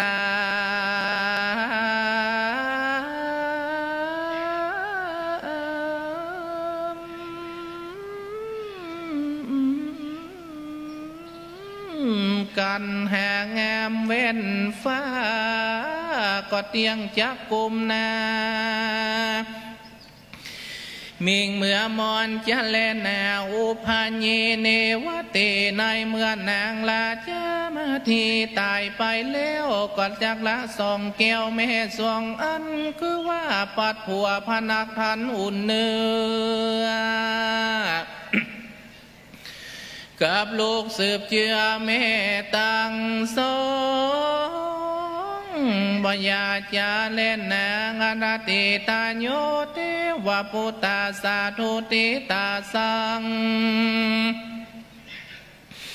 เทวตานังปฏินิตวาสิงหาเปียคาเทพินิตวาอากันตวาตัสสามีนามาเกปาริปาติยาปาจิงโสเมื่อนั้นเทวบุตรตั้งสามก็รับกำงามแห่งเทวดาตั้งหลายว่าสาธุดีดีและหวานแล้ว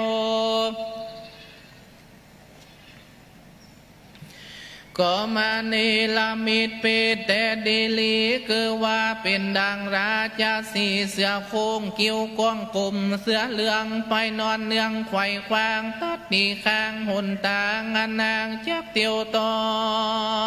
งเพื่อบอกให้นางเมตาลองต้องเตียวมานั่นก็มีแลมาที่พิโค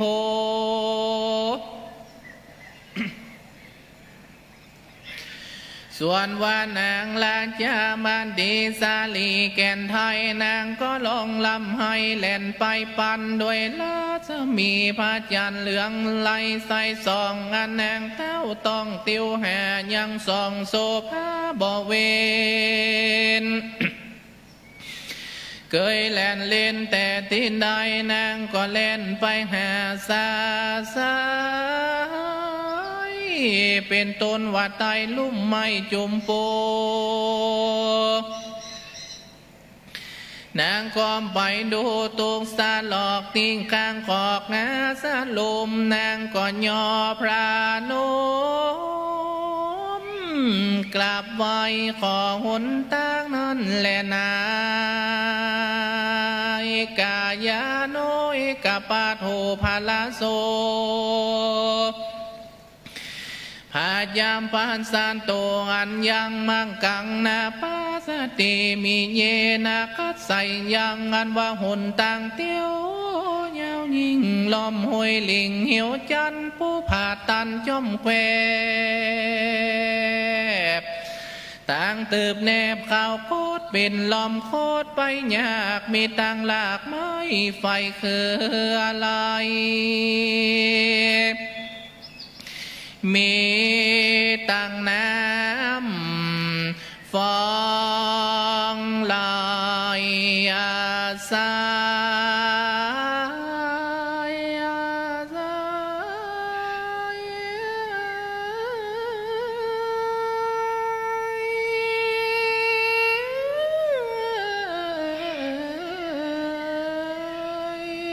ตกตาดลอมห้วยหาดปลาคมมีตังก้อนหินกลมกิ่งเกลืองได้เอาไม้เต้าเป็นเปื้อนเป็นแหลงอย่างสาเก้งเตียวมื่นตั้งเส้นอื่นก็บ่มีพอวางกิเลวงโคตรหนต่างโคตรโคตรนานลอดเกี่ยวสนสอดคราวไก่หนต่างได้จังเมื่อหม้อเข้าไก่ลอต่อสาลานี่แหละจ้ากวนกูนามาสาการไว้วอนวานอ่อนเอือกับโดยผ่านญาเนื้อตั้งหลายเฮือนทลายย้ายฟีกลบหลีกจากหนตางอันกูนางจากไตเตียวเมื่อลอดหาลูกแก้วจอมยอดและผัวคนกวนจะแลนางลำปึงสันนีแล้วนางแก้วจริงกล่าวกาถาว่ามีกานามาตุลาจาโนกานุนันสมิงมังอภาลาธรรมเมนภาทะโลโหธามากังเมตวิยาจิตโตดังนี้ว่าดูลาพญาเนื้อต่างลาย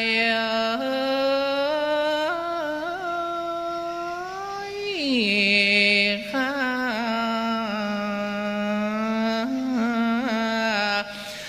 ขอยอมือสา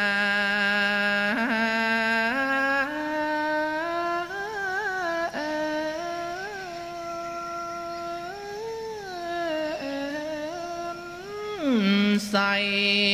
เกล้าไว้น้อมเจ้าตั้งสามันมีตัวเติบงาม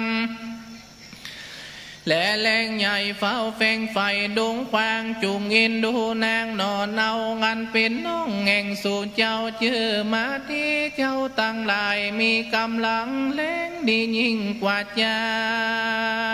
ง ในปากกว้างอิมมาปานธรรมมีนาด้วยลวงธรรมทวนทีสู่เจ้าตั้งหลายจุงเป็นพี่น้องแห่งกูนางมักกังคาก็ขอหุนต่างอยู่จัดจองขอปล่อยน้องไม่ยิงเดียวเพื่อจังหุนต่างเตียวแก่ข้างันใครเมื่อหันหน้าลูกกำพร้า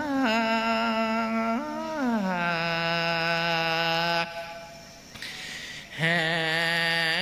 กว่า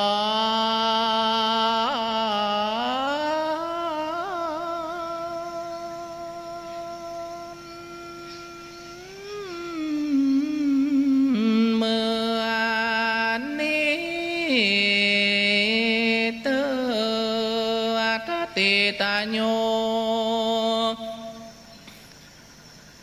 เทวบุตรเวลายังโอโลเกตวาเมื่อนั้นเทวบุตรสามตนวิเศษยังคานเล็งดูเวลาการแจ้งส่องจริงแปลงจองหุ่นตั้งนางลาจามาทีมาสู่ในแก้วกูสาลา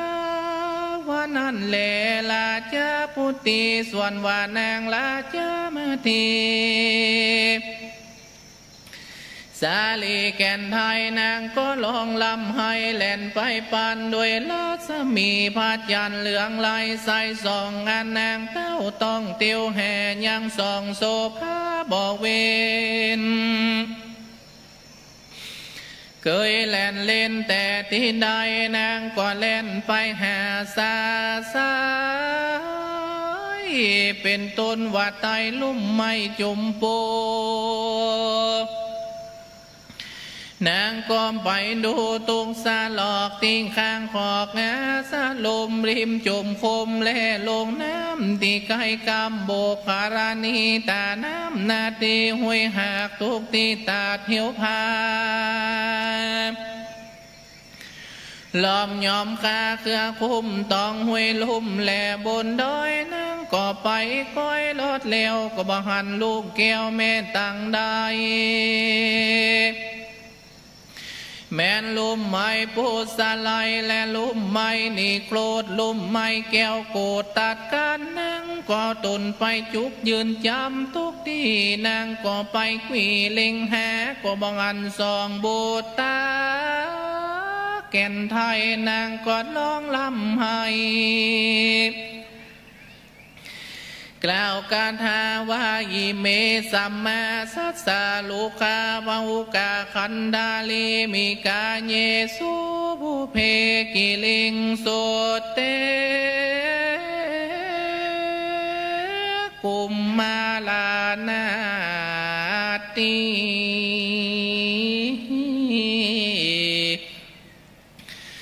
สา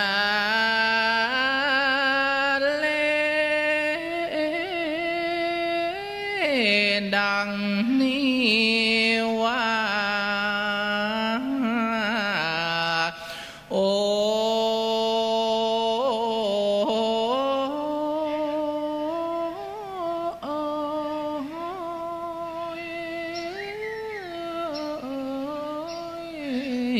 นออันว่าทลายคำ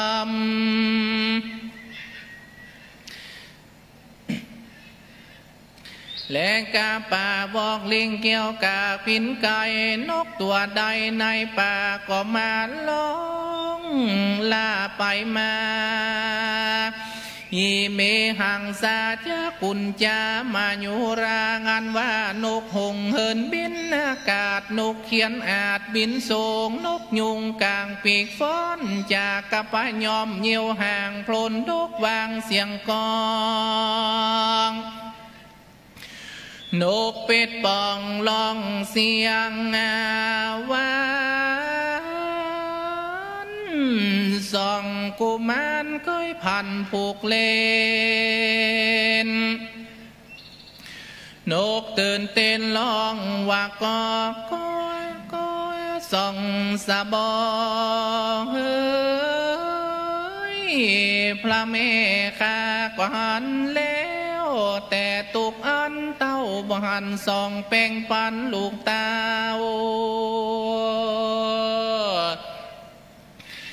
ไปอยู่ด้านดาวแดนใดบ่หันมาในแห่งห้องเกี่ยวรวมต้องเมลอยตาย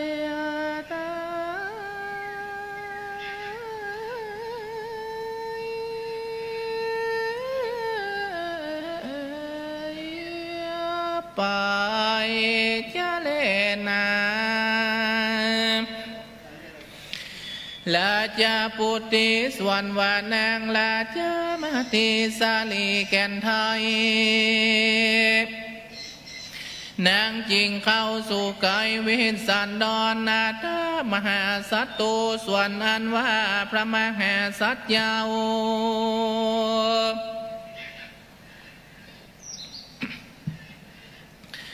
หันนางน้องเนาลาจามาติทาลมโศกีมาดไม่เต้าจักกำลาบนางพระญาเปลืองไงเสียยังกำสีเนงแหงเงินใหญ่เต้ากว่าตันถอยใส่ไหลกำว่าดังนี้ว่าดูราลาจามาทีมึงนี่ไปป่าแต่เจ้าเตียวไต่เต้าลาตนเดียวนั่งจิงเขียวมาคำตะวันตกต่ำปุ่นเวลาลอยว่านางนี่นาบอนเน่งนาคืดลอดจุงใจจอดอันใดคืดใส่ใจลวดลืมรู้มัวไปเล่นจู้ลวดลืมหัวสนุกสมนัววอนวิ่งคำแล้วจริงดามาผู้ใดน่าจังจีตูดแก่เมืองนางนี่และจะดูกาลาลาจะมาที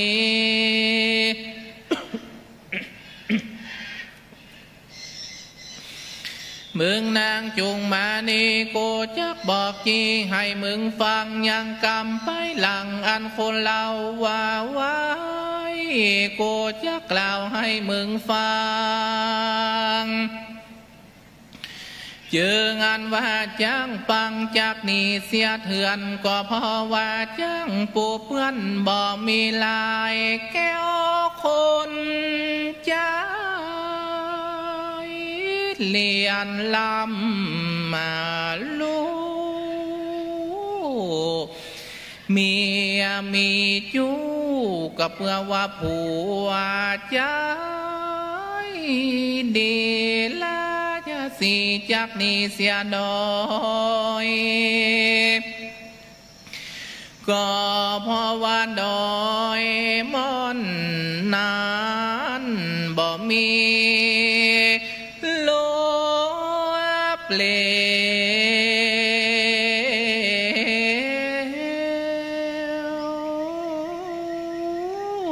ฟังธรรมป่าจากนี้เสียน้ำก็เพราะว่าน้ำบ่มีเปิดตุ่มจะลมลูกศิษย์จากนี้เสียคู่ก็เพราะว่าควรนั่นใบนกจากนี้เสียต้นไม้ก็เพราะหน่วยไม้บ่มีลูกหลวงลายกวางทลายจากนี้เสียเหล่าพอเสือคงเท่าไต่ตัวโจงละจะหงจากนี้เสียสาละก็เพราะว่าสละอันนั้นบ่มีน้ำและดอกบัว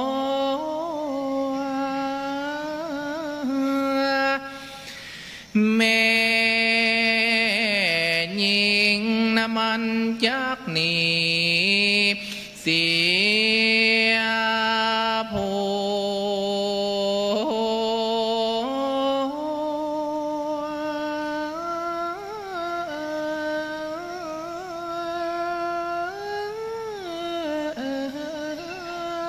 เพราะว่าผัวมันขี้ไหล หาเข้าขอ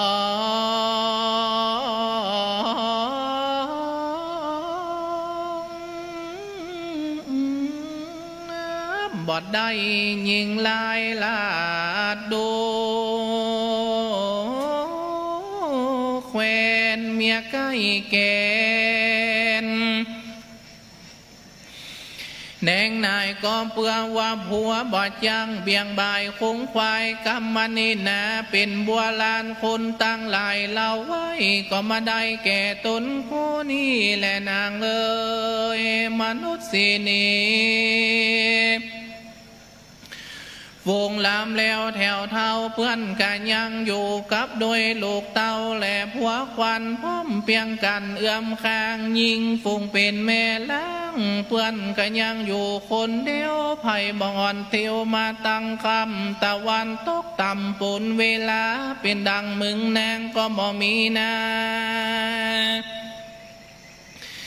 เป็นเมืองกูยังเป็นบ้านยาแต่ก่อนมีพวกน้อยอ่อนมาการในสี่เวลาแต่นเต้าอยู่ด่านดาวเมืองขวางกูจากตัดเมืองนางเฮือเป็น7 บัง 7 ตอน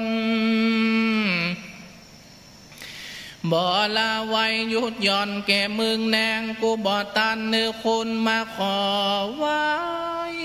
กันวันยับแขนได้เตียงจากฝันในพระนครสวรรค์เมืองใหญ่ที่กองหลวงไข่กลางเวียงจักฝูงคนมาเลี้ยงกันดูจูโพ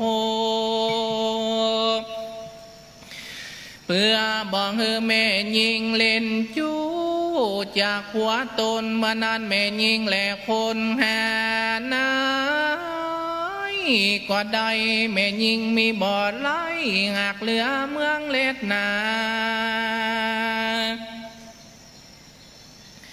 เมื่อนั้นแม่หญิงตั้งหลายจูดาวกลัวแต่อาจยากูเต้าเตียงจักจวนกำจำบ่อลางจักกะตำทุจริตกรรมมันเป็นบาปเป็นดังมึงนางสักขาบดีลีพระราศีกล่าวกรรมมุบายเพื่อนางไงเสียหยังความสุขเศร้าวันหันแลนาสาตัสสวัจนังสุตตัวส่วนว่านางลาจามาทีได้ยินคำพลาสีนอตาด่ากำหัดหาวเลือดใจอกนั้นล้นปั่นไฟวะวาดนางบองอาจยังดาลงตนอยู่ใดนางเต้าไทยเต้าตังยืนนาตามหาสัตตุส่วนอันว่าพระมหาสัจเจ้าจิงหอบเอานางลาจามาตีเก่ากำดีว่าดุรามาดียัง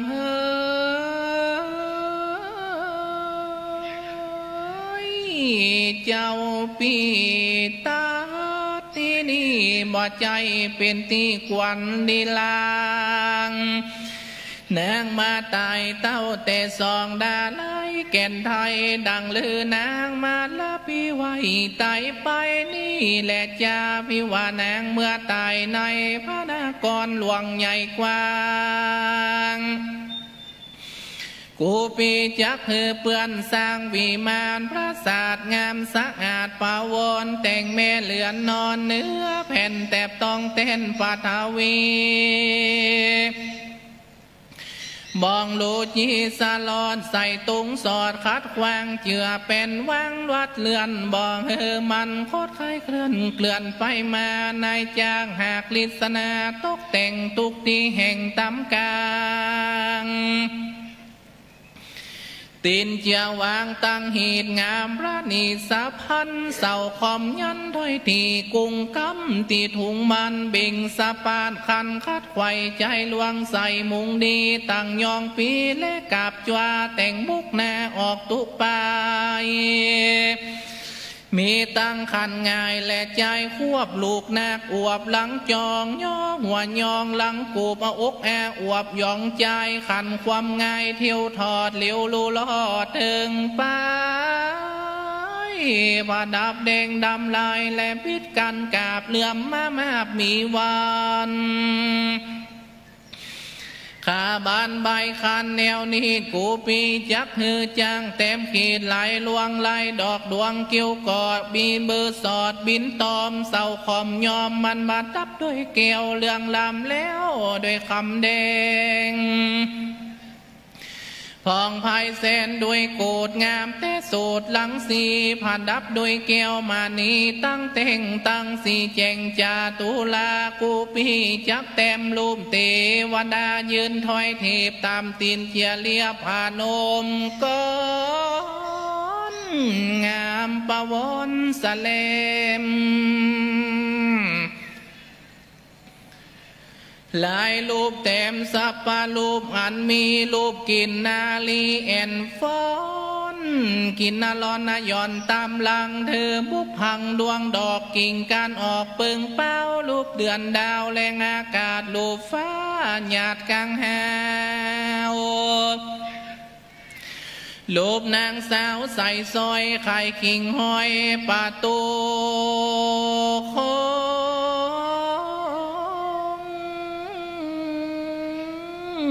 ผ้าวังวงหยาบย้อยแขวนไข่ซอยงอยใบไล่มีตั้งตุงใจ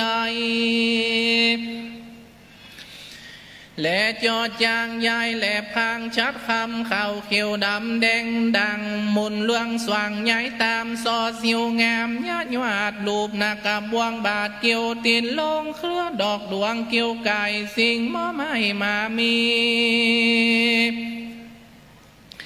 ต่างกิเลสเถื่อนทำคุดหนักน้ำเปื้อนมังกรรูปมาสะดอนตัวองค์อาจรูปจังเกี่ยวลาดกูนจร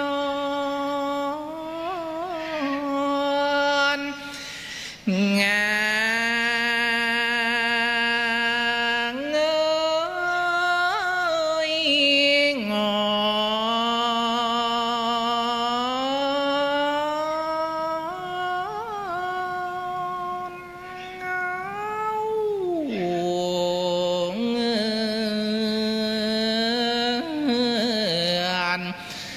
ใหญ่น้อยเปื่อนปังไปมีตั้งรูปหัวควายเร็วสุภาลาดรูปนกจากกาปางแหลงหงสารูปมีกาเตียวติงไข่รูปจางน้ำไก่งวงงารูปเสือคงเสือคาตัวองอาจรูปเสือคงหยาดหยังใหญ่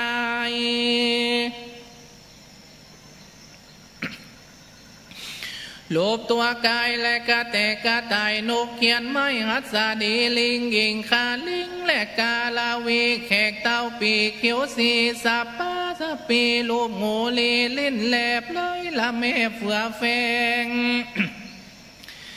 ปะกีติจาเบียวบางบินเบอร์สวนบินบนจุ่มดวงซุนเกี่ยวกอดบินดันสอดล่อนไปมามีตั้งรูปนกปาตากาปากาน้ำฟ้าเฟื่อนฟองรูปไก่ยองและเป็ดปาบรูปกาลาบและตราวาวรูปนกเก้าเข่าสีตูดแขกเต่าเข่างมมีเป็นจุ่มเป็นหมูจับไม้อยู่เหนือก่อนรูปกินนาลีนาลอนไม้ฟอนย่อยหยับย่อนหาการมีหลายพันหลายภาคมีตั้งรูปหนักน้ำนากีโลมาสางอาติจังมาไหลหลากนานเสือสิงลูกผู้หญิงสมจะเล่มใจจูบแก้มลุ่มใจลูกเมฆาไลเดลาดาดเขือวังบาดสมตัว รูปดอกบัวบานสร้างอาจดอกปานยานเจจนดอกนินลุมบนเควตุ้มดอกแก่หนุ่มเก็มการเกือวังวันสร้างอาจภาษาเกี่ยวเรื่องลายมีตังเจ็ดใจงามสร้างอาจน้ำเต็มหยาดปึงเปล่าดำแดงขาวยดหว่างเมงปูสว่างบินจมละงองงานอีกนองแสนสิ่งไข่เกี่ยวมิ่งตุกไปถ้าบอบความพี่จากใส่ลูกมานำตัวกายถ้าบอบง่ายพี่จากใส่บัวเวนถ้าตีนเต้นนางหันพี่จากใส่หลายวงป่าโตของพี่จากเต็มโลบเทวดาเถิดดอกไม้พาโน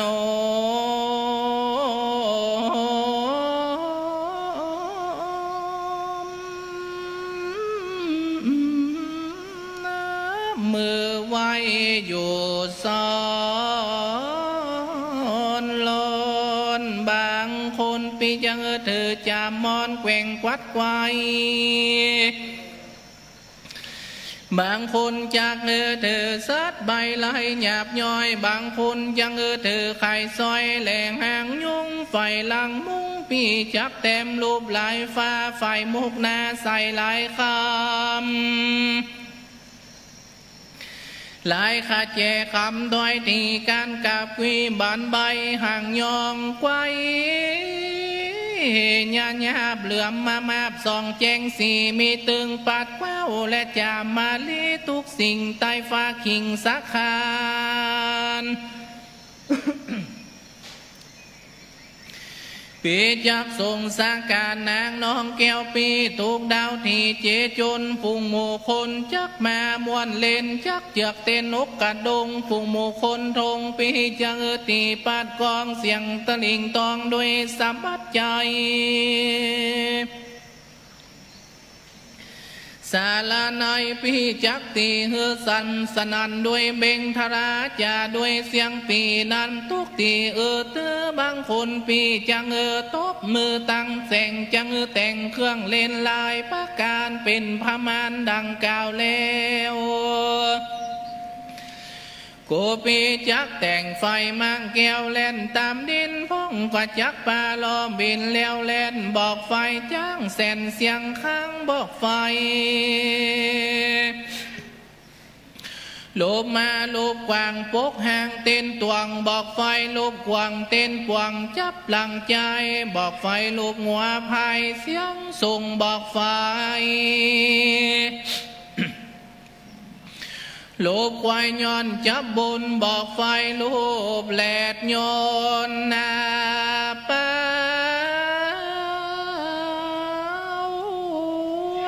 เปิบแล่นพระเพิบเล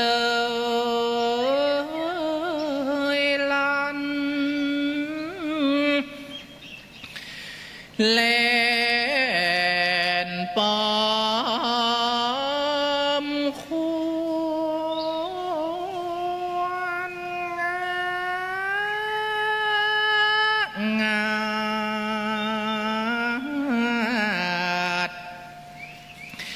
เป็นดังสาย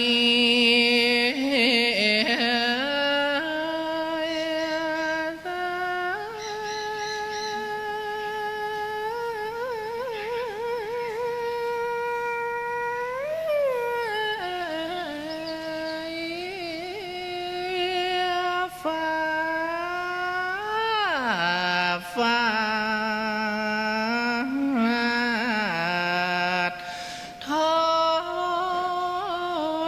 นี้ฝนพงโทลีพอมืดกุม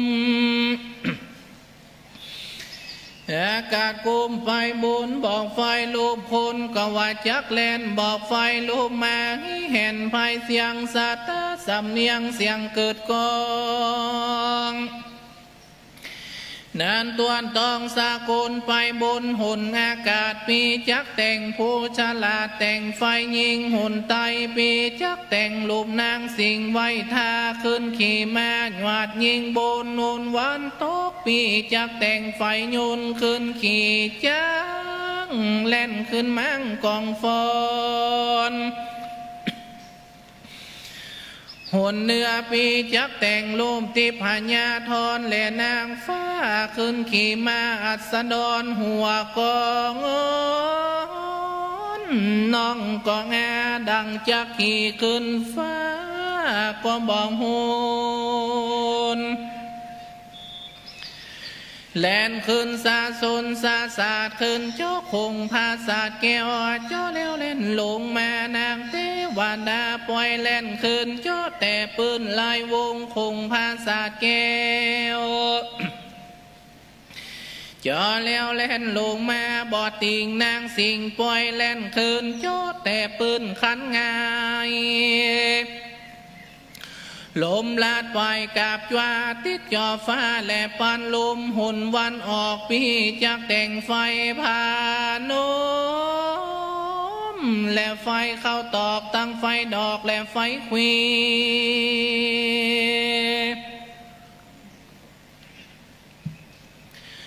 ลมมอมปีตัวใหญ่ไต่เชือกขึ้นจักคงรูปไฟหงและไฟนกยุงตัวมีปีกขึ้นตอนฟีกันลงลือตัวโคงเมืองใหญ่กว้า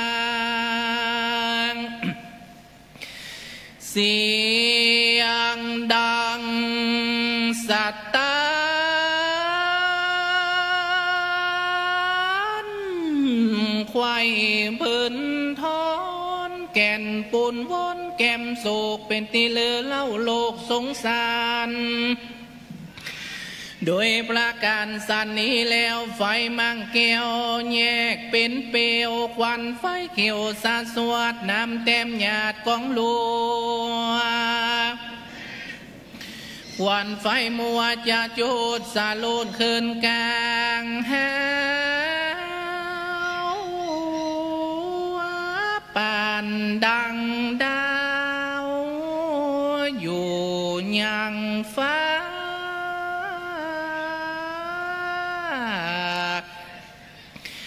ยามนั้นกูปีจากก้อยเงยงา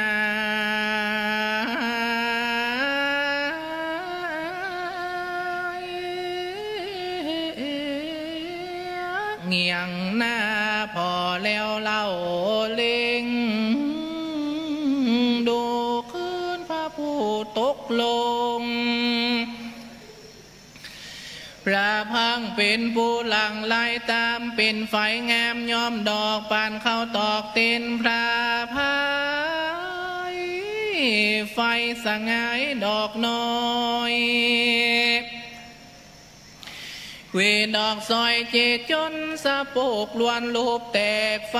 มังแก้วแยกเป็นเปล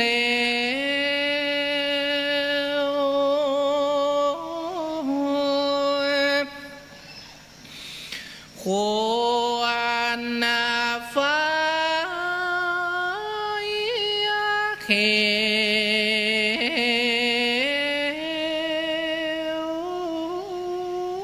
ติดจอฟ้า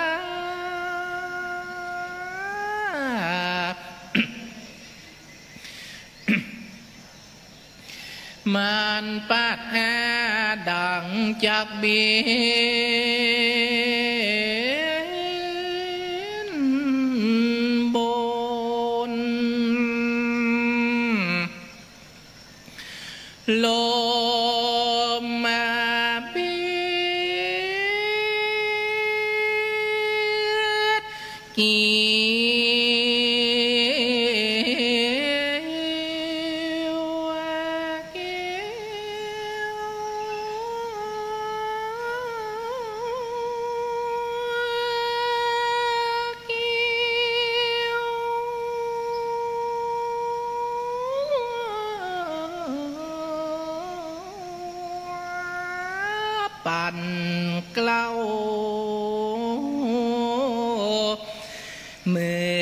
จักมา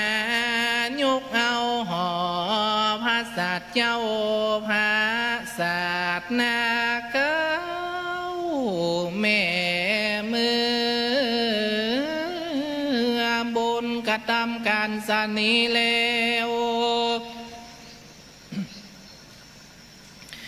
จริงจักเป็นบัวลานส่งสาการนังพญามาแต่ก่อนแลนาพระเทดูลานางใส่ใจเฮ้ยผู้ฉลาดดังลือนางมรณะกลางดงกูปีเต่าจักปุ่งซากนางเสียกลางป่าไม้กูปีเต่าจักกุมนางให้พอดอมได้ด้วยปริยายปังเป่าเอาซองหัวเข่ามาเจ็ดน้ำตาเพราะว่ากูมาเสียนางงามแหล่หานายบ่ได้ตา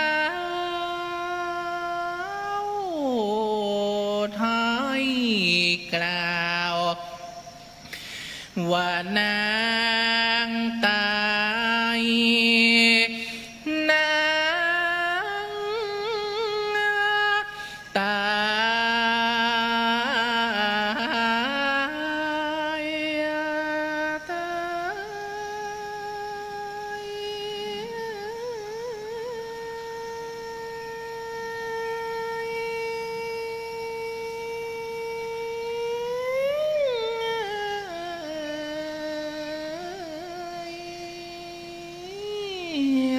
ไปวันนั้นแหละนางอาถามหาสัตโตส่วนอันว่าพระมหาสัตว์เยาว์แสนสุขเศร้ากังวล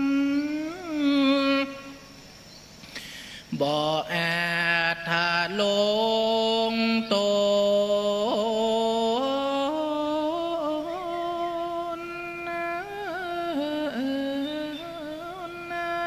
อยู่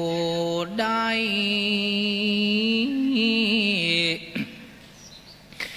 ตาว่าไทยเรียกควันนาง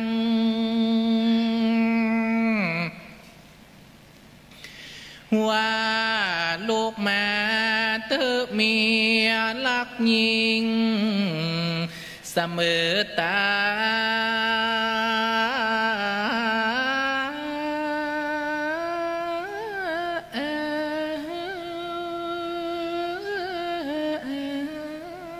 ควันนางอย่าลาดงแหนเถื่อนทอง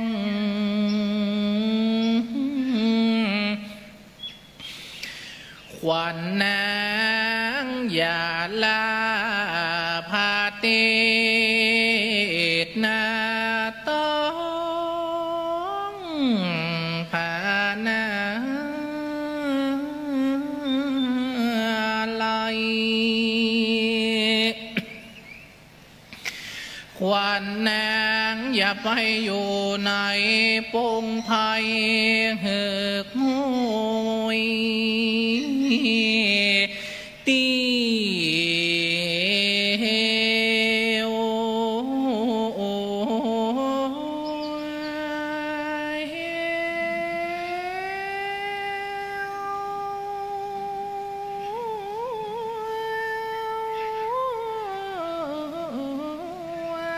ลิงจอยควันไปอยู่ผาจอผาจันควันนางอย่าไปอยู่ป่าไม้จวนนาจันที่ดอยดงตันเลือบแน่นกักกังเกนหน่อเมามัว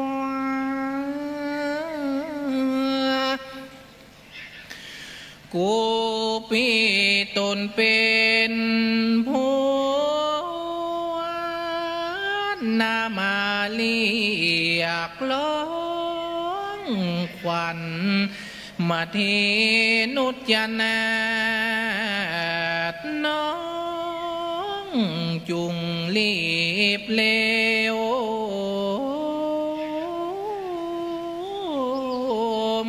มาติปิโคโทกัง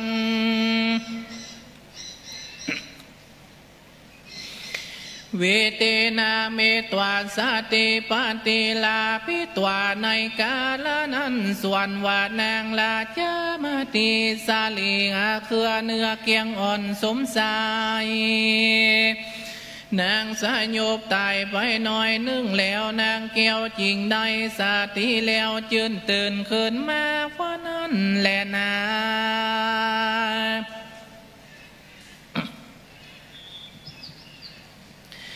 ลาจาปุติส่วนว่านางลาจามาตีนางก็มาทำหาสองพุทธาลูกเต้ากามานอนเอาเวทสันนอนว่าเจ้าปีงเอาสองสาลีผู้ทอนไปสุกซ่อนเสียตังได้บอกคาเอาใบลับลีนาอยู่ต่างได้นั่นแหละจางอาตามหาสัตตุส่วนอันว่าพระมหาสัจเจ้าจริงกล่าวเฮือนางลูกข่าวตามมีงานว่าสองสาลีลูกเต้าพี่ก็ได้เฮือตานแก่พระมณาจารย์ปู่เท่าอันลูกเจ้าจากบ้านมันมาโลดศาลาพี่น้องเอาแก้วรวมต้องมีนี่ไปในวันนี้แหละนา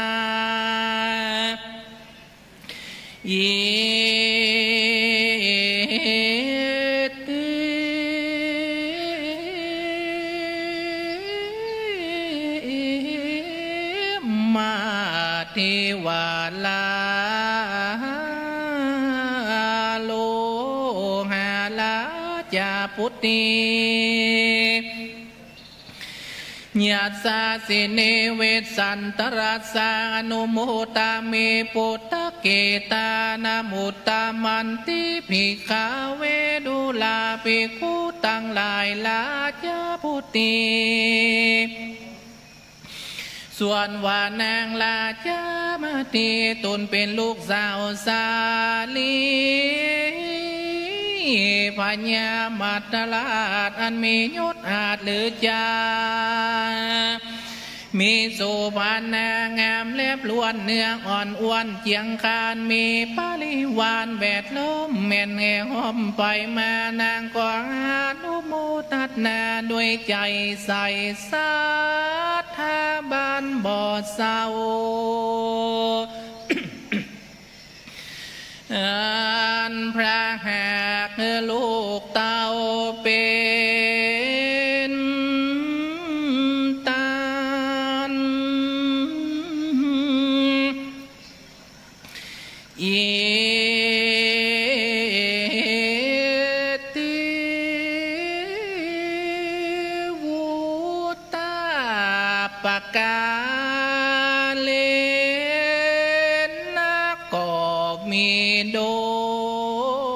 ยภา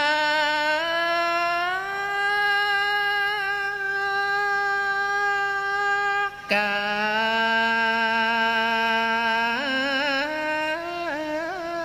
รดังกล่าวมา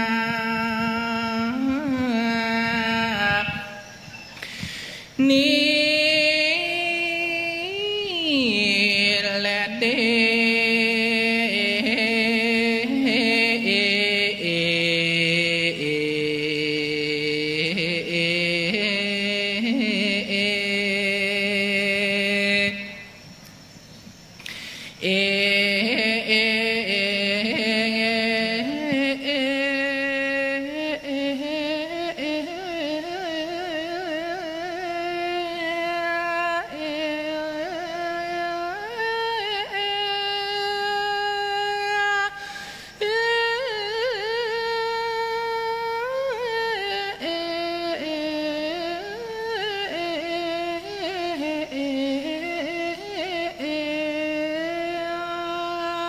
เอ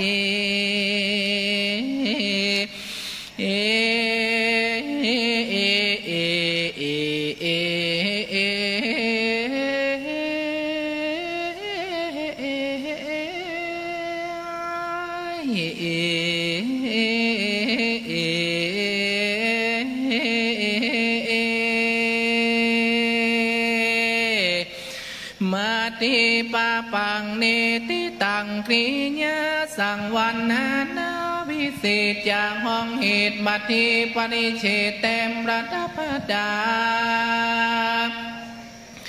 ไปโดยการทาว่าได้อยู่90 บาทประกาศทานิติตังก็บังคมสมเลศสาเดสาโต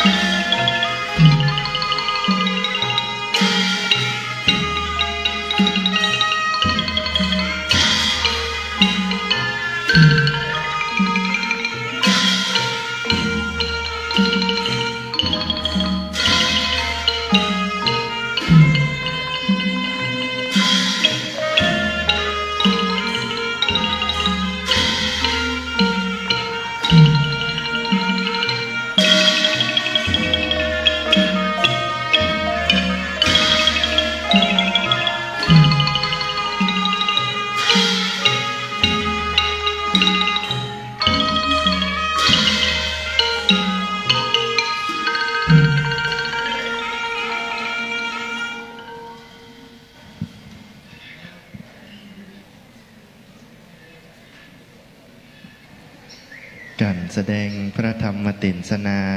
กันที่เก้าอันได้แก่มัสีหรือนางมัตีอันกอบด้วย90 พระคาถาอัน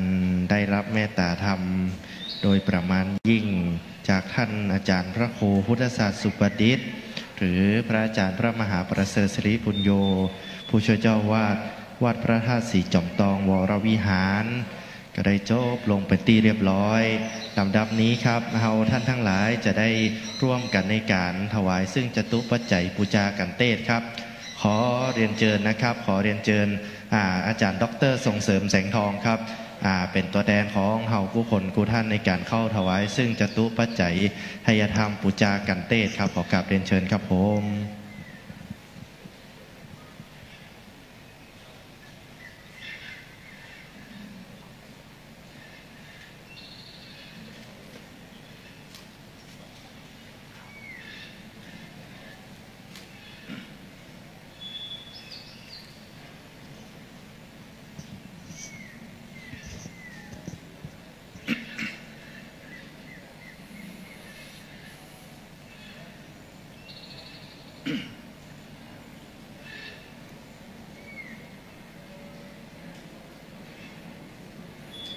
ยะถาวาริวหาปุราปาริปุเรนติสาคลังเอวเมวะอิโตทินังเปตนังอุปกัปปติชิตังบัจิตังตุมหัง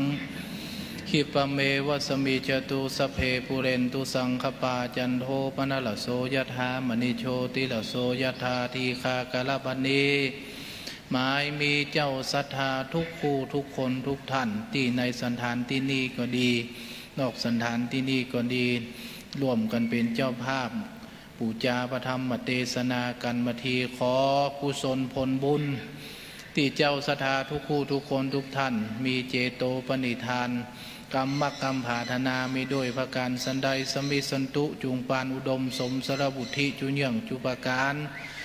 เป็นพระสารไปหน้าแม้นว่าสมปานบ่แก่กล้าได้ต้วนเตียวไปมาลุ่มฟ้าโลกีมีกายะอินทรีงามผิวพองพ้นจากห้องพญาอาปาทาลายสิ่งพญามิ่งลายประการอย่าได้มาปานแบดเข้าเป็นประเครื่องกับตดเป็นญาณมงคลนันประเสริฐนำไปเกิดที่ร่วมจัดเป็นดีมีเข้าของสลีกายีมีพั่มพร้อมมีปัญญามาดังเจ้ามโหสถมีกำอดเหมือนเจ้าเตมียกุมารรักษาศีลกินตานมาดังพญาเวสสันตราชมีอำนาจดังพญาถังกุลีนั่นจุงจักมีเตี้ยงแต่ดิลีกุศลผลบุญที่เจ้าสถาตันทั้งหลายได้ปูจาประธรรมเทศนากันมาทีทวนเก่านี้ขออุทิศสะไปหายังเตบุตรเทวดารักษาเนื้อรักษาตนเตบุตรเทวดารักษาบ้านรักษาจองตังภูมะเทวดาลูกค้าเทวดาอากาศเทวดาพญาอินพญาพรหมพญายมราชคุณนางน้ำปรมัยสวนนางธรณีสีคูตาอมาตตนจำบุญจำบาปตนจำน้ำหยาดและไม้ต้านนายหนังสือ32ตนจุงมาจุดเอาลายหมายเอาชื่อของเจ้าศรัทธาทุกคู่ทุกคนทุกท่านไว้ในสุวรรณปัตตาหลาบเงินหลาบคำสนามจำชื่อไว้ตกน้ำอย่าฮือไหลตกไฟอย่าฮือไหม้สายยาอิวะมันดังลมเงาไปใจกุศลพลบุญตานเตี่ยมเนี่ยเตี่ยมตนนั่นจุงจักมีเที่ยงแต่ดีลีสัพพิติโยวิวัชชันตุสัพพโลโกวินาศตุมาเตภวัตวันตรโยสุขีติกายุโกภวาบิวาตานาสิริสานิจังกุตาปัจจายโนยัตตาโลธรรมาวทันติอายุวันโนสุขังภาลังสาธุเรียนเชิญทุกคนก็ท่านวันตาน้อยพระอาจารย์พระครูพร้อมกันครับวันตามิปันเตสัมปังอามปาลาตังกะมันตะเมปันเตมายังกะตังปุญญังมินาอนุโมทิตาปังสามินากะตังปุญญังไมหังตาตาปังสาธุสาธุอนุโมทามิ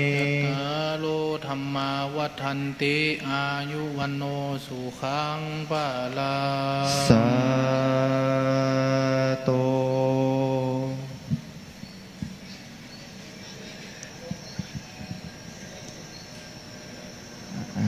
เดี๋ยวจะได้เนาะ